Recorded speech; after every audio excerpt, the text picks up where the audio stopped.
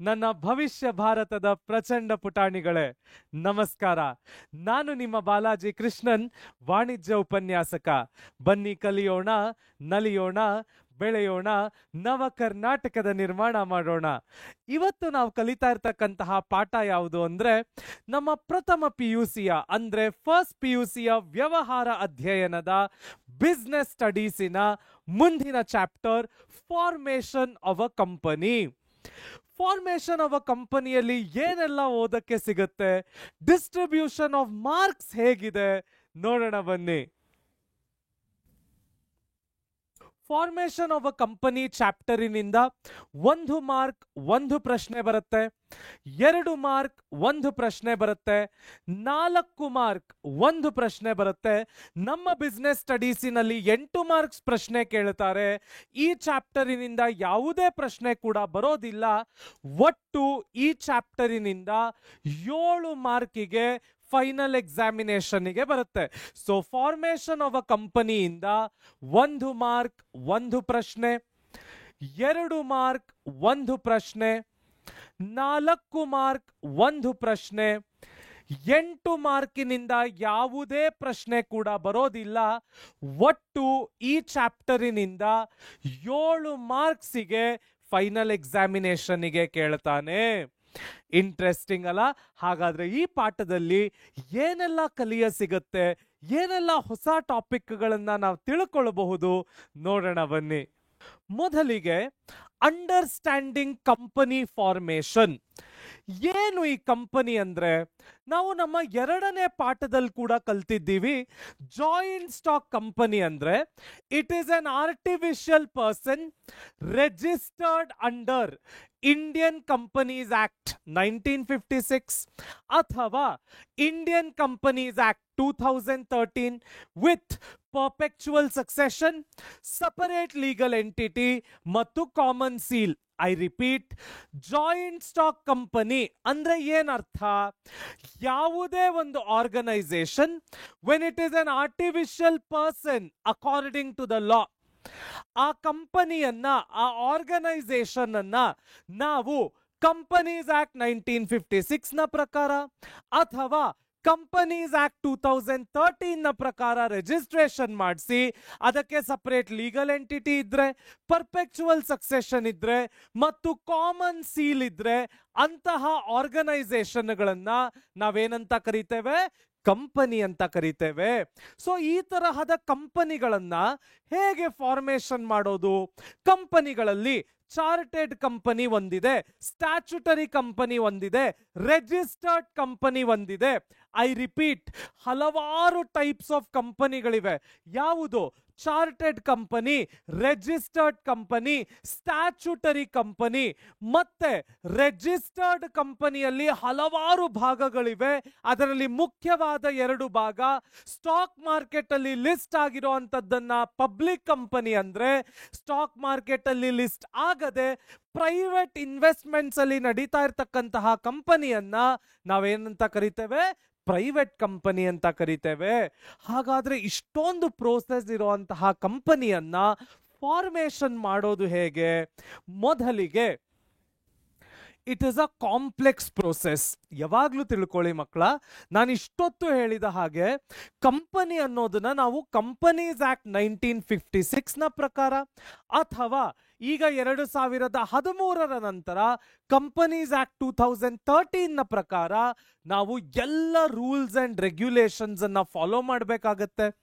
ಆ ಆಕ್ಟ್ ಅಲ್ಲಿ ನಮ್ಮ ಕಂಪನಿಯನ್ನ ಮಿನಿಸ್ಟ್ರಿ ಆಫ್ ಕಾರ್ಪೊರೇಟ್ ಅಫೇರ್ಸ್ ಹತ್ರ ಹೋಗಿ ಪರ್ಮಿಷನ್ ತಗೊಂಡು ರಿಜಿಸ್ಟ್ರೇಷನ್ ಮಾಡಿಸ್ಬೇಕಾಗತ್ತೆ. ಹಲವಾರು ರೂಲ್ಸ್ ಅಂಡ್ ರೆಗ್ಯುಲೇಷನ್ಗಳನ್ನ ಫಾಲೋ ಮಾಡಬೇಕಾಗತ್ತೆ. Formation of a company is a very very very complex process. ಅದರ ಪರ್ಮಿಷನ್ ಇಂದ ಆಗಿರ್ಬೋದು, ರೂಲ್ಸ್ ಇಂದ ಆಗಿರ್ಬೋದು, ರೆಗ್ಯುಲೇಷನ್ ಗಳಿಂದ ಆಗಿರ್ಬೋದು, ಹಲವಾರು ಪ್ರೊಸೀಜರ್ ಪಾಲಿಸಿಗಳನ್ನ ಅಡಾಪ್ಟ್ ಮಾಡ್ಕೊಳ್ಳೋದಾಗಿರ್ಬೋದು, ಎಲ್ಲದರಲ್ಲೂ ಕಾಂಪ್ಲೆಕ್ಸಿಟಿ ಇದೆ. So formation of a company is a very complex process. ಯಾವುದೇ ಕಂಪನಿಯ ಫಾರ್ಮೇಶನ್ನಿಗೆ 3 ಇಂಪಾರ್ಟೆಂಟ್ ಸ್ಟೇಜಸ್ ಗಳಿರ್ತವೆ. ಮೊದಲನೆಯದು ಪ್ರಮೋಷನ್ ಸ್ಟೇಜ್. ಮೊದಲನೆಯದು ಯಾವುದು? ಪ್ರಮೋಷನ್ ಸ್ಟೇಜ್, ಇದನ್ನ ನಾನು ಸಿಂಪಲ್ ಆಗಿ ಹೇಳಬೇಕು ಅಂದ್ರೆ ಐಡಿಯಾ ಸ್ಟೇಜ್ ಅಂತ ಕೂಡ ಕರಿಬಹುದು. ನಾವ್ ಯಾವುದೇ ಒಂದು ಕಾನ್ಸೆಪ್ಟ್ ಅನ್ನ ಐಡಿಯಾ ಮಾಡಿಕೊಂಡು ಅದನ್ನ ಎಕ್ಸಿಕ್ಯೂಷನ್ ಮಾಡ್ಲಿಕ್ಕೆ ಹೊರಟು ನಿಲ್ಲುವಂತ ಸ್ಟೇಜ್ ಅನ್ನ ಕಂಪನಿಯಲ್ಲಿ ಪ್ರಮೋಷನ್ ಸ್ಟೇಜ್ ಅಂತ ಕರಿತೇವೆ. ಎರಡನೆಯ ಸ್ಟೇಜು ಇನ್ಕಾರ್ಪೊರೇಷನ್ ಸ್ಟೇಜ್. ಸೊ ನಮ್ಮ ಐಡಿಯಾ ಬಂದಿದೆ, ಐಡಿಯಾವನ್ನ ಎಕ್ಸಿಕ್ಯೂಷನ್ ಮಾಡಲಿಕ್ಕೆ ಬೇಕಾದಂತಹ ಎಲ್ಲ ತಯಾರಿಗಳನ್ನು ಮಾಡಿಕೊಂಡು ಲೀಗಲ್ ರಿಕ್ವೈರ್ಮೆಂಟ್ಸ್ ಅನ್ನ ಮೀಟ್ ಮಾಡಿ ಕಂಪನಿಯನ್ನ ಇನ್ಕಾರ್ಪೊರೇಟ್ ಮಾಡ್ಕೊಳ್ಳುವಂತಹ ಸ್ಟೇಜಿಗೆ ನಾವೇನಂತ ಕರಿತೇವೆ? ಇನ್ಕಾರ್ಪೊರೇಷನ್ ಸ್ಟೇಜ್ ಅಂತ ಕರಿತೇವೆ. ಮೂರನೆಯದು subscription of capital. So idea ಬಂತು, ಇನ್ಕಾರ್ಪೊರೇಷನ್ ಮಾಡ್ಕೊಂಡ್ವಿ, ಈಗ ಬಂಡವಾಳವನ್ನ ಹಾಕೋ ಸಮಯ, ಕ್ಯಾಪಿಟಲ್ ಅನ್ನ ಇನ್ವೆಸ್ಟ್ ಮಾಡೋ ಸಮಯ, ಅದಕ್ಕೆ ನಾವೇನಂತ ಕರಿತೀವಿ? Subscription of capital. ಮತ್ತೊಮ್ಮೆ ಈ ಕ್ಯಾಪಿಟಲ್ ಇನ್ವೆಸ್ಟ್ಮೆಂಟ್ ಅಲ್ಲೂ ಕೂಡ ಹಲವಾರು ರೀತಿಯ ಕ್ಯಾಪಿಟಲ್ಗಳಿವೆ. Authorised capital, reserve capital, issued capital, unissued capital, called up capital, uncalled up capital, paid up capital, unpaid up capital, subscribed capital, unsubscribed capital.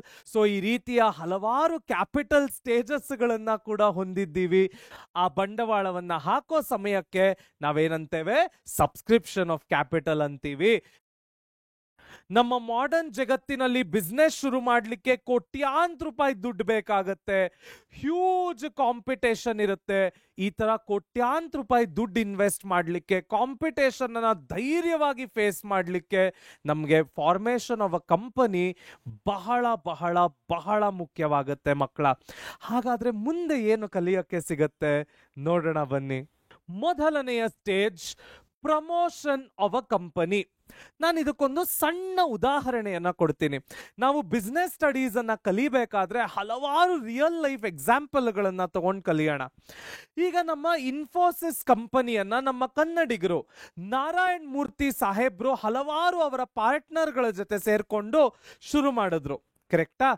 ಅದೇ ರೀತಿಯಲ್ಲಿ ಧೀರುಭಾಯ್ ಅಂಬಾನಿ ಅವರು ರಿಲಯನ್ಸ್ ಕಂಪನಿಯನ್ನ, ಹೀಗೆ ಹಲವಾರು ಫೇಮಸ್ ಆಂಟ್ರಪ್ರೆನ್ಯೂರ್ಗಳು ಅವರ ಕಂಪನಿಗಳನ್ನ ಶುರು ಮಾಡಿದ್ದಾರೆ. ಅವರು ಇನಿಷಿಯಲಿ ಕಂಪನಿಯನ್ನ ಶುರು ಮಾಡಬೇಕು ಅಂತ ಏನ್ ಅಂದ್ಕೊಂಡು ಒಂದು ಐಡಿಯಾವನ್ನ ಹಾಕೊಂಡ್ರು, ಆ ಐಡಿಯೇಷನ್ ಸ್ಟೇಜಿಗೆ ನಾವು ಪ್ರಮೋಷನ್ ಆಫ್ ಅ ಕಂಪನಿ ಅಂತ ಕರಿತೀವಿ. ಸೊ ಪ್ರಮೋಷನ್ ಆಫ್ ಅ ಕಂಪನಿಯಲ್ಲಿ 4 ಇಂಪಾರ್ಟೆಂಟ್ ಸ್ಟೆಪ್ಗಳಿವೆ. ಮೊದಲನೆಯ step business idea. So Infosys Narayan Murthy ಅವರಿಗೆ ಗ್ಲೋಬಲ್ ಡೆಲಿವರಿ ಮಾಡೆಲ್ ಒಂದು ಬಿಸ್ನೆಸ್ ಐಡಿಯಾ ಆಗಿ ಬಂತು. ಧೀರುಭಾಯ್ ಅಂಬಾನಿ ಅವರಿಗೆ ಪೆಟ್ರೋಲಿಯಂ ಒಂದು ಐಡಿಯಾವಾಗಿ ಬಂತು. ವಿಪ್ರೋನ ಅಜಂ ಪ್ರೇಮ್ಜಿ ಅವರಿಗೆ ಈ IT ಎಲೆಕ್ಟ್ರಾನಿಕ್ಸ್ ಒಂದು ಐಡಿಯಾವಾಗಿ ಬಂತು. ಹೀಗೆ ಹಲವಾರು ಆಂಟ್ರಪ್ರೆನ್ಯೂರ್ಗಳು ಹಲವಾರು ಹೊಸ ಹೊಸ ಐಡಿಯಾಗಳನ್ನ ಎಕ್ಸಿಕ್ಯೂಟ್ ಮಾಡಲಿಕ್ಕೆ ಹೊರಡುತ್ತಾರೆ. ಆ ತರಹದ ಸ್ಟೇಜ್ ಅನ್ನ ನಾವು ಪ್ರಮೋಷನ್ ಸ್ಟೇಜ್ ಅಂತ ಕರಿತೇವೆ. ಆ ಐಡಿಯಾ ಅವರಿಗೆ ಏನು ಕನ್ಸೀವ್ ಮಾಡ್ತಾರೆ, ಏನು ಆಪರ್ಚುನಿಟಿಯನ್ನ ಇನ್ವೆಸ್ಟ್ ಮಾಡಲಿಕ್ಕೆ ಐಡಿಯೇಷನ್ ಮಾಡ್ತಾರೆ, ಅದಕ್ಕೆ ನಾವೇನಂತೇವೆ? ಬಿಸ್ನೆಸ್ ಐಡಿಯಾ ಅಂತೀವಿ. So conceiving a business opportunity and taking an initiative to start a company to exploit the opportunity, ನಾವು ಅದಕ್ಕೆ ಏನಂತೀವಿ? ಬಿಸ್ನೆಸ್ ಐಡಿಯಾ ಅಂತೀವಿ. Next feasibility analysis. ನೋಡಿ, ಹಲವಾರು ಜನರಿಗೆ, ನನ್ನನ್ನು ಸೇರಿಸಿ ನಿಮ್ಮನ್ನು ಸೇರಿಸಿ ಹಲವಾರು ಜನರಿಗೆ ನಮಗೆ ಹಲವಾರು ಐಡಿಯಾಗಳಿವೆ. ಈ ರೀತಿ ಬಿಸ್ನೆಸ್ ಮಾಡಿದ್ರೆ ಕ್ಲಿಕ್ ಆಗ್ಬೋದು, ಈ ರೀತಿ ಬಿಸ್ನೆಸ್ ಮಾಡಿದ್ರೆ ಕ್ಲಿಕ್ ಆಗ್ಬೋದು, ಈ ಐಡಿಯಾದಲ್ಲಿ ಬಹಳ ಪೊಟೆನ್ಷಿಯಲ್ ಇದೆ, ಫೇಮಸ್ ಆಗ್ಬೋದು, ಈ ಐಡಿಯಾದಲ್ಲಿ ಮತ್ತಷ್ಟು ಪೊಟೆನ್ಷಿಯಲ್ ಇದೆ, ದುಡ್ಡು ಮಾಡಬಹುದು. ಹೀಗೆ ಹಲವಾರು ಐಡಿಯಾಗಳಿದೆ. ಆದ್ರೆ ಐಡಿಯಾಗಳು ನಿಜವಾಗ್ಲೂ ವರ್ಕ್ ಆಗುತ್ತಾ? ಅದು ರಿಯಲ್ ವರ್ಲ್ಡ್ ಅಪ್ಲಿಕೇಶನ್ ಅನ್ನ ಇಟ್ಕೊಂಡಿದ್ಯಾ? ನಾನು ಅಪ್ಲೈ ಮಾಡಿದ್ರೆ ಜನ ಅದನ್ನ ಬಂದು ಕೊಂಡುಕೊಳ್ತಾರಾ? ನಾನು ಅದನ್ನ ಪ್ರಾಫಿಟ್ ಆಗಿ ಕನ್ವರ್ಟ್ ಮಾಡಬಹುದಾ? ಪೊಟೆನ್ಷಿಯಲ್ ಒಂದು ದೊಡ್ಡ ಕಂಪನಿ ಆಗಿ ಬೆಳೆದು ನಿಲ್ಲುತ್ತಾ? ಇವೆಲ್ಲವನ್ನು ಚೆಕ್ ಮಾಡೋದಕ್ಕೆ ನಾವೇನಂತ ಕರಿತೇವೆ? ಫೀಸಿಬಿಲಿಟಿ ಅನಾಲಿಸಿಸ್ ಅಂತ ಕರಿತೇವೆ. Next resource assembly. Okay, idea ಬಂದಾಯ್ತು, ಐಡಿಯಾವನ್ನ ಎಕ್ಸಿಕ್ಯೂಟ್ ಮಾಡಿದ್ರೆ ಅದು ಸಕ್ಸಸ್ಫುಲ್ ಆಗುತ್ತೆ ಅಂತ ತಿಳ್ಕೊಂಡು ಕೂಡ ಆಯ್ತು. ಮುಂದಿನ ಸ್ಟೆಪ್ ಯಾವುದು? ನಮ್ಮ ಐಡಿಯಾಗಳಿಗೆ ಬೇಕಾದಂತಹ ಎಲ್ಲ ರಿಸೋರ್ಸಸ್ಗಳನ್ನ, ಅದು ಫೈನಾನ್ಷಿಯಲ್ ರಿಸೋರ್ಸ್ ಆಗಿರ್ಬೋದು, ಹ್ಯೂಮನ್ ರಿಸೋರ್ಸ್ ಆಗಿರ್ಬೋದು, ಟೆಕ್ನಿಕಲ್ ರಿಸೋರ್ಸ್ ಆಗಿರ್ಬೋದು, ಟೆಕ್ನಾಲಜಿಕಲ್ ರಿಸೋರ್ಸ್ ಆಗಿರ್ಬೋದು, ಆಪರೇಷನಲ್ ರಿಸೋರ್ಸಸ್ ಆಗಿರ್ಬೋದು, ಬೇರೆ ಯಾವುದೇ ತರಹದ ಸಂಪನ್ಮೂಲಗಳಾಗಿರ್ಬೋದು, ಅವೆಲ್ಲವನ್ನ ಜೋಡಣೆ ಮಾಡಲಿಕ್ಕೆ ನಾವೇನಂತೇವೆ? ರಿಸೋರ್ಸ್ ಅಸೆಂಬ್ಲಿ ಅಂತೇವೆ. Next documentation. ಪ್ರಮೋಷನ್ ಸ್ಟೇಜ್ ಅಲ್ಲಿ ಐಡಿಯಾವನ್ನ ತಗೊಂಡಾಯ್ತು, ಅದು ಐಡಿಯಾ ವರ್ಕ್ ಆಗುತ್ತೋ ಇಲ್ವೋ ಅಂತ ಫೀಸಿಬಿಲಿಟಿ ಅನಾಲಿಸಿಸ್ ಮಾಡಾಯ್ತು. ಅನಾಲಿಸಿಸ್ ಮಾಡಿದ ನಂತರ ಆ ರಿಸೋರ್ಸಸ್ಗಳು ಏನು ಬೇಕಾಗಿವೆ ಅವೆಲ್ಲವನ್ನು ಕೂಡಿಸಿಕೊಂಡಾಯ್ತು, ಕ್ರೋಢೀಕರಣ ಮಾಡಿಕೊಂಡಾಯ್ತು. ಮುಂದೆ ಇರ್ತಕ್ಕಂಥದ್ದೇ ಡಾಕ್ಯುಮೆಂಟೇಶನ್. ನಮ್ಮ ಕಂಪನಿಯನ್ನ ಶುರು ಮಾಡಲಿಕ್ಕೆ ಯಾವ ಯಾವ ಡಾಕ್ಯುಮೆಂಟ್ಗಳು ಬೇಕು? ಕಂಪನೀಸ್ ಆಕ್ಟ್ 2013 ಪ್ರಕಾರ ಆಗಿರ್ಬೋದು, ಅದಕ್ಕೆ ಮುಂಚೆ ಕಂಪನೀಸ್ ಆಕ್ಟ್ 1956 ನ ಪ್ರಕಾರ ಆಗಿರ್ಬೋದು, ಮಿನಿಸ್ಟ್ರಿ ಆಫ್ ಕಾರ್ಪೊರೇಟ್ ಅಫೇರ್ಸ್ ಹತ್ರ ಆಗಿರ್ಬೋದು, ನಾವು ಯಾವ ಯಾವ ಪರ್ಮಿಷನ್ ಗಳನ್ನ ತಗೊಳ್ಬೇಕು, ಯಾವ ಯಾವ ಡಾಕ್ಯುಮೆಂಟ್ಸ್ ಅನ್ನ ರೆಡಿ ಇಟ್ಕೊಳ್ಬೇಕು, ಏನೆಲ್ಲ ಕ್ಲಾಸಸ್ ಅನ್ನ ಇಟ್ಕೊಂಡು ನಾವು ಪರ್ಮಿಷನ್ ಗೆ ಅಪ್ಲೈ ಮಾಡಬೇಕು, ಇವೆಲ್ಲವನ್ನು ನಾವು ಯಾವ ಸ್ಟೇಜ್ ಅಲ್ಲಿ ನೋಡ್ತೀವಿ? ಡಾಕ್ಯುಮೆಂಟೇಶನ್ ಸ್ಟೇಜ್ ಅಲ್ಲಿ ನೋಡ್ತೀವಿ. ಮಕ್ಕಳ, ನೀವು ಇನ್ನೊಂದು ಡೌಟ್ ನಿಮಗೆ ಬರ್ಬೋದು, ಸರ್ ಪ್ರಮೋಷನ್ ಸ್ಟೇಜ್ ಅಲ್ಲಿ ಒಬ್ಬ ಆಂಟ್ರಪ್ರೆನ್ಯೂರ್ ಇಷ್ಟೆಲ್ಲ ಕಷ್ಟಪಟ್ಟು ಒಂದು ಬಿಸ್ನೆಸ್ ಅನ್ನ ಶುರು ಮಾಡಿರ್ತಾನೆ, ನಾಳೆ ದಿನ ಒಂದಷ್ಟು ಕಂಪನಿ ಫೇಮಸ್ ಆಗಿ ದುಡ್ಡನ್ನ ಅರ್ನ್ ಮಾಡಿದ್ಮೇಲೆ ಇದೇ ಪ್ರಮೋಟರೇ ಒಂದಿನ ಏನಾಗೋಗ್ತಾನೆ, ಬೋರ್ಡ್ ಆಫ್ ಡೈರೆಕ್ಟರ್ಸ್ ಅವನನ್ನ ಆಚೆ ಕಳಿಸ್ಬಿಡ್ತಾರೆ. ಅಶ್ನೀರ್ ಗ್ರೋವರ್ ಬೆಸ್ಟ್ ಎಕ್ಸಾಂಪಲ್. ಅಶ್ನೀರ್ ಗ್ರೋವರ್ ಅವರು ಭಾರತ್ ಪೇ ಅನ್ನೋ ಕಂಪನಿಯನ್ನ ಶುರು ಮಾಡಿದ್ರು. ಅದು $3.2 ಬಿಲಿಯನ್ ಆರ್ಗನೈಸೇಷನ್ ಆಯ್ತು.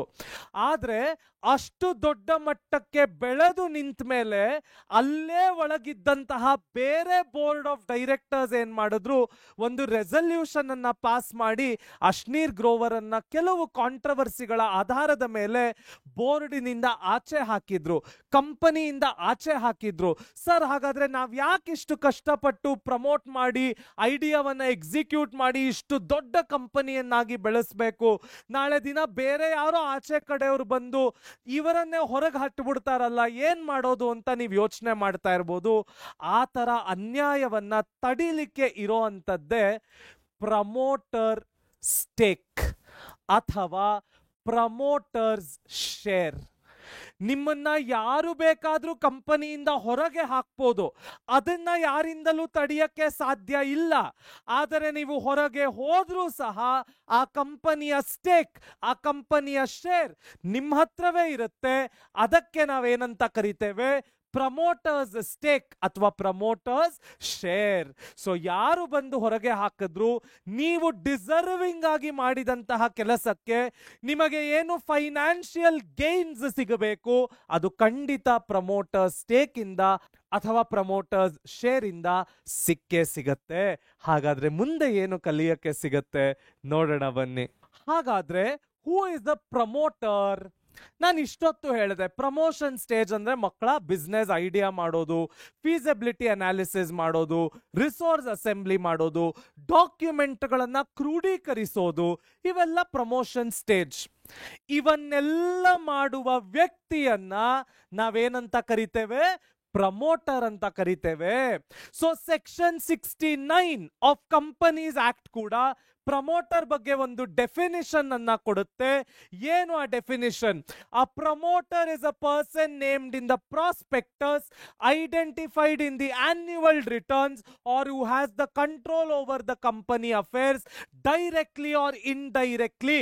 ಇದನ್ನ point by point break down ಮಾಡೋಣ. ಸೊ ಸೆಕ್ಷನ್ 69 ಕಂಪನೀಸ್ ಆಕ್ಟ್ ಹೇಳುತ್ತೆ, ಯಾವುದೇ ಒಬ್ಬ ವ್ಯಕ್ತಿಯ ಹೆಸರನ್ನ ಪ್ರಾಸ್ಪೆಕ್ಟಸ್ಸಿನಲ್ಲಿ ಹಾಕಿದ್ರೆ, ಈಗ ನಿಮಗೆ ಪ್ರಶ್ನೆ ಬರ್ಬೋದು, ಸರ್ ಪ್ರಾಸ್ಪೆಕ್ಟಸ್ ಅಂದ್ರೆ ಏನು ಅರ್ಥ? ನೀವು PUC ಕಾಲೇಜ್ಗಳನ್ನ ಸೇರ್ಲಿಕ್ಕೆ ಹೋದಾಗ ನಿಮ್ಗೊಂದು ಡಾಕ್ಯುಮೆಂಟ್ ಅನ್ನ ಕಾಲೇಜ್ ಅವರು ಕೊಟ್ಟಿರ್ತಾರೆ ಅಪ್ಲಿಕೇಶನ್ ಜೊತೆಗೆ, ಅದೇ ಪ್ರಾಸ್ಪೆಕ್ಟಸ್. ಯಾರ್ಯಾರಿಗೆ ಕೊಟ್ಟಿಲ್ಲ ಕೇಳಿಸ್ಕೊಳ್ಳಿ, ನಿಮಗೆ it is an invitation to join the college. ಅದೇ ರೀತಿಯಲ್ಲಿ ಯಾವುದೇ ಒಂದು ಕಂಪನಿಯಲ್ಲಿ ಶೇರ್ ಹೋಲ್ಡರ್ಸ್ ಇನ್ವೆಸ್ಟ್ ಮಾಡಬೇಕು ಅಂದ್ಕೊಂಡಿದ್ರೆ ಆ ಕಂಪನಿಯ ಡೀಟೇಲ್ಸ್ ಬೇಕಾಗತ್ತೆ. ಆ ಎಲ್ಲ ಡೀಟೇಲ್ಸ್ ಅನ್ನು ಹಾಕಿ ಪ್ರಾಸ್ಪೆಕ್ಟಿವ್ ಅಂದ್ರೆ ಇನ್ವೆಸ್ಟ್ ಮಾಡಲಿಕ್ಕೆ ಆಸೆ ಇರ್ತಕ್ಕಂತಹ ಶೇರ್ ಹೋಲ್ಡರ್ಸ್ಗೆ ಡಾಕ್ಯುಮೆಂಟ್ ಅನ್ನ ಕೊಡೋದಿಕ್ಕೆ ನಾವೇನಂತ ಕರಿತೇವೆ? ಪ್ರಾಸ್ಪೆಕ್ಟಸ್. ಅಂತಹ ಪ್ರಾಸ್ಪೆಕ್ಟಸ್ ಅಲ್ಲಿ ಹೆಸರಿದ್ರೆ ಆ ವ್ಯಕ್ತಿಯನ್ನೇನಂತೇವೆ? ಪ್ರಮೋಟರ್ ಅಂತೇವೆ. ಎರಡನೆಯದು, ಕಂಪನಿ ಏನು ಪ್ರತಿ ವರ್ಷ ಟ್ಯಾಕ್ಸ್ ಅನ್ನ ಸರ್ಕಾರಕ್ಕೆ ಫೈಲ್ ಮಾಡುತ್ತೆ, ಆ ಟ್ಯಾಕ್ಸಿನಲ್ಲಿ ಆ ವ್ಯಕ್ತಿಯ ಹೆಸರಿದ್ರೆ, ಆ ಟ್ಯಾಕ್ಸ್ ರಿಟರ್ನ್ಸ್ ಡಾಕ್ಯುಮೆಂಟ್ ಅಲ್ಲಿ ಆ ವ್ಯಕ್ತಿಯ ಹೆಸರಿದ್ರೆ ಅವನನ್ನ ನಾವೇನಂತ ಕರಿತೇವೆ? ಪ್ರಮೋಟರ್ ಅಂತ ಕರಿತೇವೆ. ಮೂರನೆಯದಾಗಿ, ಆ ಕಂಪನಿಯ ಎಲ್ಲ ವ್ಯವಹಾರಗಳಲ್ಲೂ ನೇರವಾಗಿ ಅಥವಾ ಯಾವುದೇ ಬೇರೆ ರೀತಿಯಲ್ಲಿ ಆ ವ್ಯಕ್ತಿಯ ಇನ್ವಾಲ್ವ್ಮೆಂಟ್ ಇದ್ರೆ ಅಂತಹ ವ್ಯಕ್ತಿಯನ್ನ ಮತ್ತೊಮ್ಮೆ ನಾವೇನಂತ ಕರಿತೇವೆ? ಪ್ರಮೋಟರ್ ಅಂತ ಕರಿತೇವೆ. ಸೊ ಯಾರು ಪ್ರಮೋಟರ್ ಅಂದ್ರೆ ಸೆಕ್ಷನ್ 69 ಆಫ್ ಕಂಪನೀಸ್ ಆಕ್ಟ್ ಹೇಳುತ್ತೆ, ಯಾವುದೇ ಒಬ್ಬ ವ್ಯಕ್ತಿಯ ಹೆಸರನ್ನ ಪ್ರಾಸ್ಪೆಕ್ಟಸ್ನಲ್ಲಿ, ಆನ್ಯುವಲ್ ರಿಟರ್ನ್ಸಿನಲ್ಲಿ ಅಥವಾ ಆ ವ್ಯಕ್ತಿ ಆ ಕಂಪನಿಯ ಅಫೇರ್ಸಿನಲ್ಲಿ ಡೈರೆಕ್ಟ್ ಆಗಿ ಅಥವಾ ಇಂಡೈರೆಕ್ಟ್ ಆಗಿ ಪಾರ್ಟಿಸಿಪೇಟ್ ಮಾಡ್ತಾ ಇದ್ರೆ ಅಂತಹ ವ್ಯಕ್ತಿಯನ್ನ ನಾವೇನಂತ ಕರಿತೇವೆ ಮಕ್ಕಳ? ಪ್ರಮೋಟರ್ ಅಂತ ಕರಿತೇವೆ. Moving forward, role description. ಏನು ಪ್ರಮೋಟರಿನ ರೋಲು? ನಾನಿವಾಗ ಆಗ್ಲೇ ಹೇಳಿದ ಹಾಗೆ, a promoter undertakes to form a company with reference to the given project, sets it going, takes necessary steps to accomplish the purpose. ಯಾವುದೇ ಒಬ್ಬ ವ್ಯಕ್ತಿ ಒಂದು ಕಂಪನಿಯನ್ನ ಶುರು ಮಾಡಲಿಕ್ಕೆ ಹೊರಟು ಆ ಕಂಪನಿಗೆ ಬೇಕಾಗಿರ್ತಕ್ಕಂತಹ ಐಡಿಯಾ ಆಗಿರ್ಬೋದು, ಆ ಕಂಪನಿಯ ವೀಸಬಿಲಿಟಿ ಅನಾಲಿಸಿಸ್ ಆಗಿರ್ಬೋದು, ಆ ಕಂಪನಿಗೆ ಬೇಕಾಗಿರ್ತಕ್ಕಂತಹ ರಿಸೋರ್ಸಸ್ಗಳನ್ನ, ಸಂಪನ್ಮೂಲಗಳನ್ನ ಕ್ರೋಢೀಕರಿಸೋದಾಗಿರ್ಬೋದು, ಆ ಕಂಪನಿಯನ್ನ ಶುರು ಮಾಡಲಿಕ್ಕೆ ಬೇಕಾದಂತಹ ಡಾಕ್ಯುಮೆಂಟ್ಸ್ಗಳು, ಪತ್ರಗಳನ್ನ ಹುಡುಕೋದಾಗಿರ್ಬೋದು, ಕ್ರೋಢೀಕರಿಸೋದಾಗಿರ್ಬೋದು, ಇವೆಲ್ಲವನ್ನು ಮಾಡುವಂತಹ ವ್ಯಕ್ತಿಗೆ ನಾವು ಪ್ರಮೋಟರ್ ಅಂತ ಕರಿತೇವೆ. Next, fiduciary position. ಏನು ಫಿಡ್ಯೂಷಿಯರಿ ಪೊಸಿಷನ್ ಅಂದ್ರೆ, ನೋಡಿ, ಪ್ರಮೋಟರು ಐಡಿಯಾದಿಂದ, ಫೀಸಿಬಿಲಿಟಿ ಅನಾಲಿಸಿಸ್ ಇಂದ, ರಿಸೋರ್ಸ್ ಅಸೆಂಬ್ಲಿಯಿಂದ ಮತ್ತು ಡಾಕ್ಯುಮೆಂಟೇಶನ್ ಇಂದ ಎಲ್ಲ ಸ್ಟೇಜಸ್ ನಲ್ಲೂ ಪ್ರೆಸೆಂಟ್ ಇರ್ತಾನೆ. ಅಂದ್ರೆ ಅಂತಹ ವ್ಯಕ್ತಿಗೆ ಬಿಸ್ನೆಸ್ಸಿನ ಇಂಚು ಇಂಚು ಮಾಹಿತಿಯು ಗೊತ್ತಿರುತ್ತೆ. ಆ ತರ ಪೊಸಿಷನ್ ಅನ್ನ ಯಾವತ್ತೂ ಪ್ರಮೋಟರ್ ಮಿಸ್ಯೂಸ್ ಮಾಡ್ಕೊಳ್ಬಾರ್ದು. ಮಿಸ್ಯೂಸ್ ಮಾಡಿಕೊಂಡು ಅದರಿಂದ ಪ್ರಾಫಿಟ್ ಗಳನ್ನ ಮಾಡ್ಕೊಳ್ಳಕ್ಕೆ ನೋಡ್ಕೊಳ್ಬಾರ್ದು. ಅದನ್ನ ನಾವೇನಂತ ಕರಿತೇವೆ? ಫಿಡ್ಯೂಷಿಯರಿ ಪೊಸಿಷನ್ ಅಂತ ಕರಿತೇವೆ. It is a very good position. ನನಗೆ ಕಂಪನಿಯ ಇಂಚು ಇಂಚು ಮಾಹಿತಿಯು ಗೊತ್ತಿರುತ್ತೆ.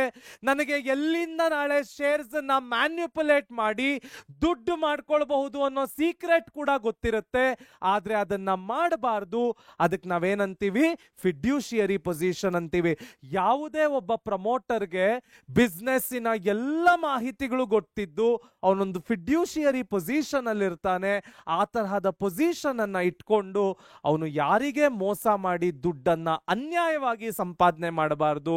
ಅದಕ್ಕೆ ಕೂಡ ನಮ್ಮ ಕಂಪನೀಸ್ ಆಕ್ಟ್ ನಲ್ಲಿ ಹಲವಾರು ರೂಲ್ಸ್ ಅಂಡ್ ರೆಗ್ಯುಲೇಷನ್ಸ್ ಇದೆ.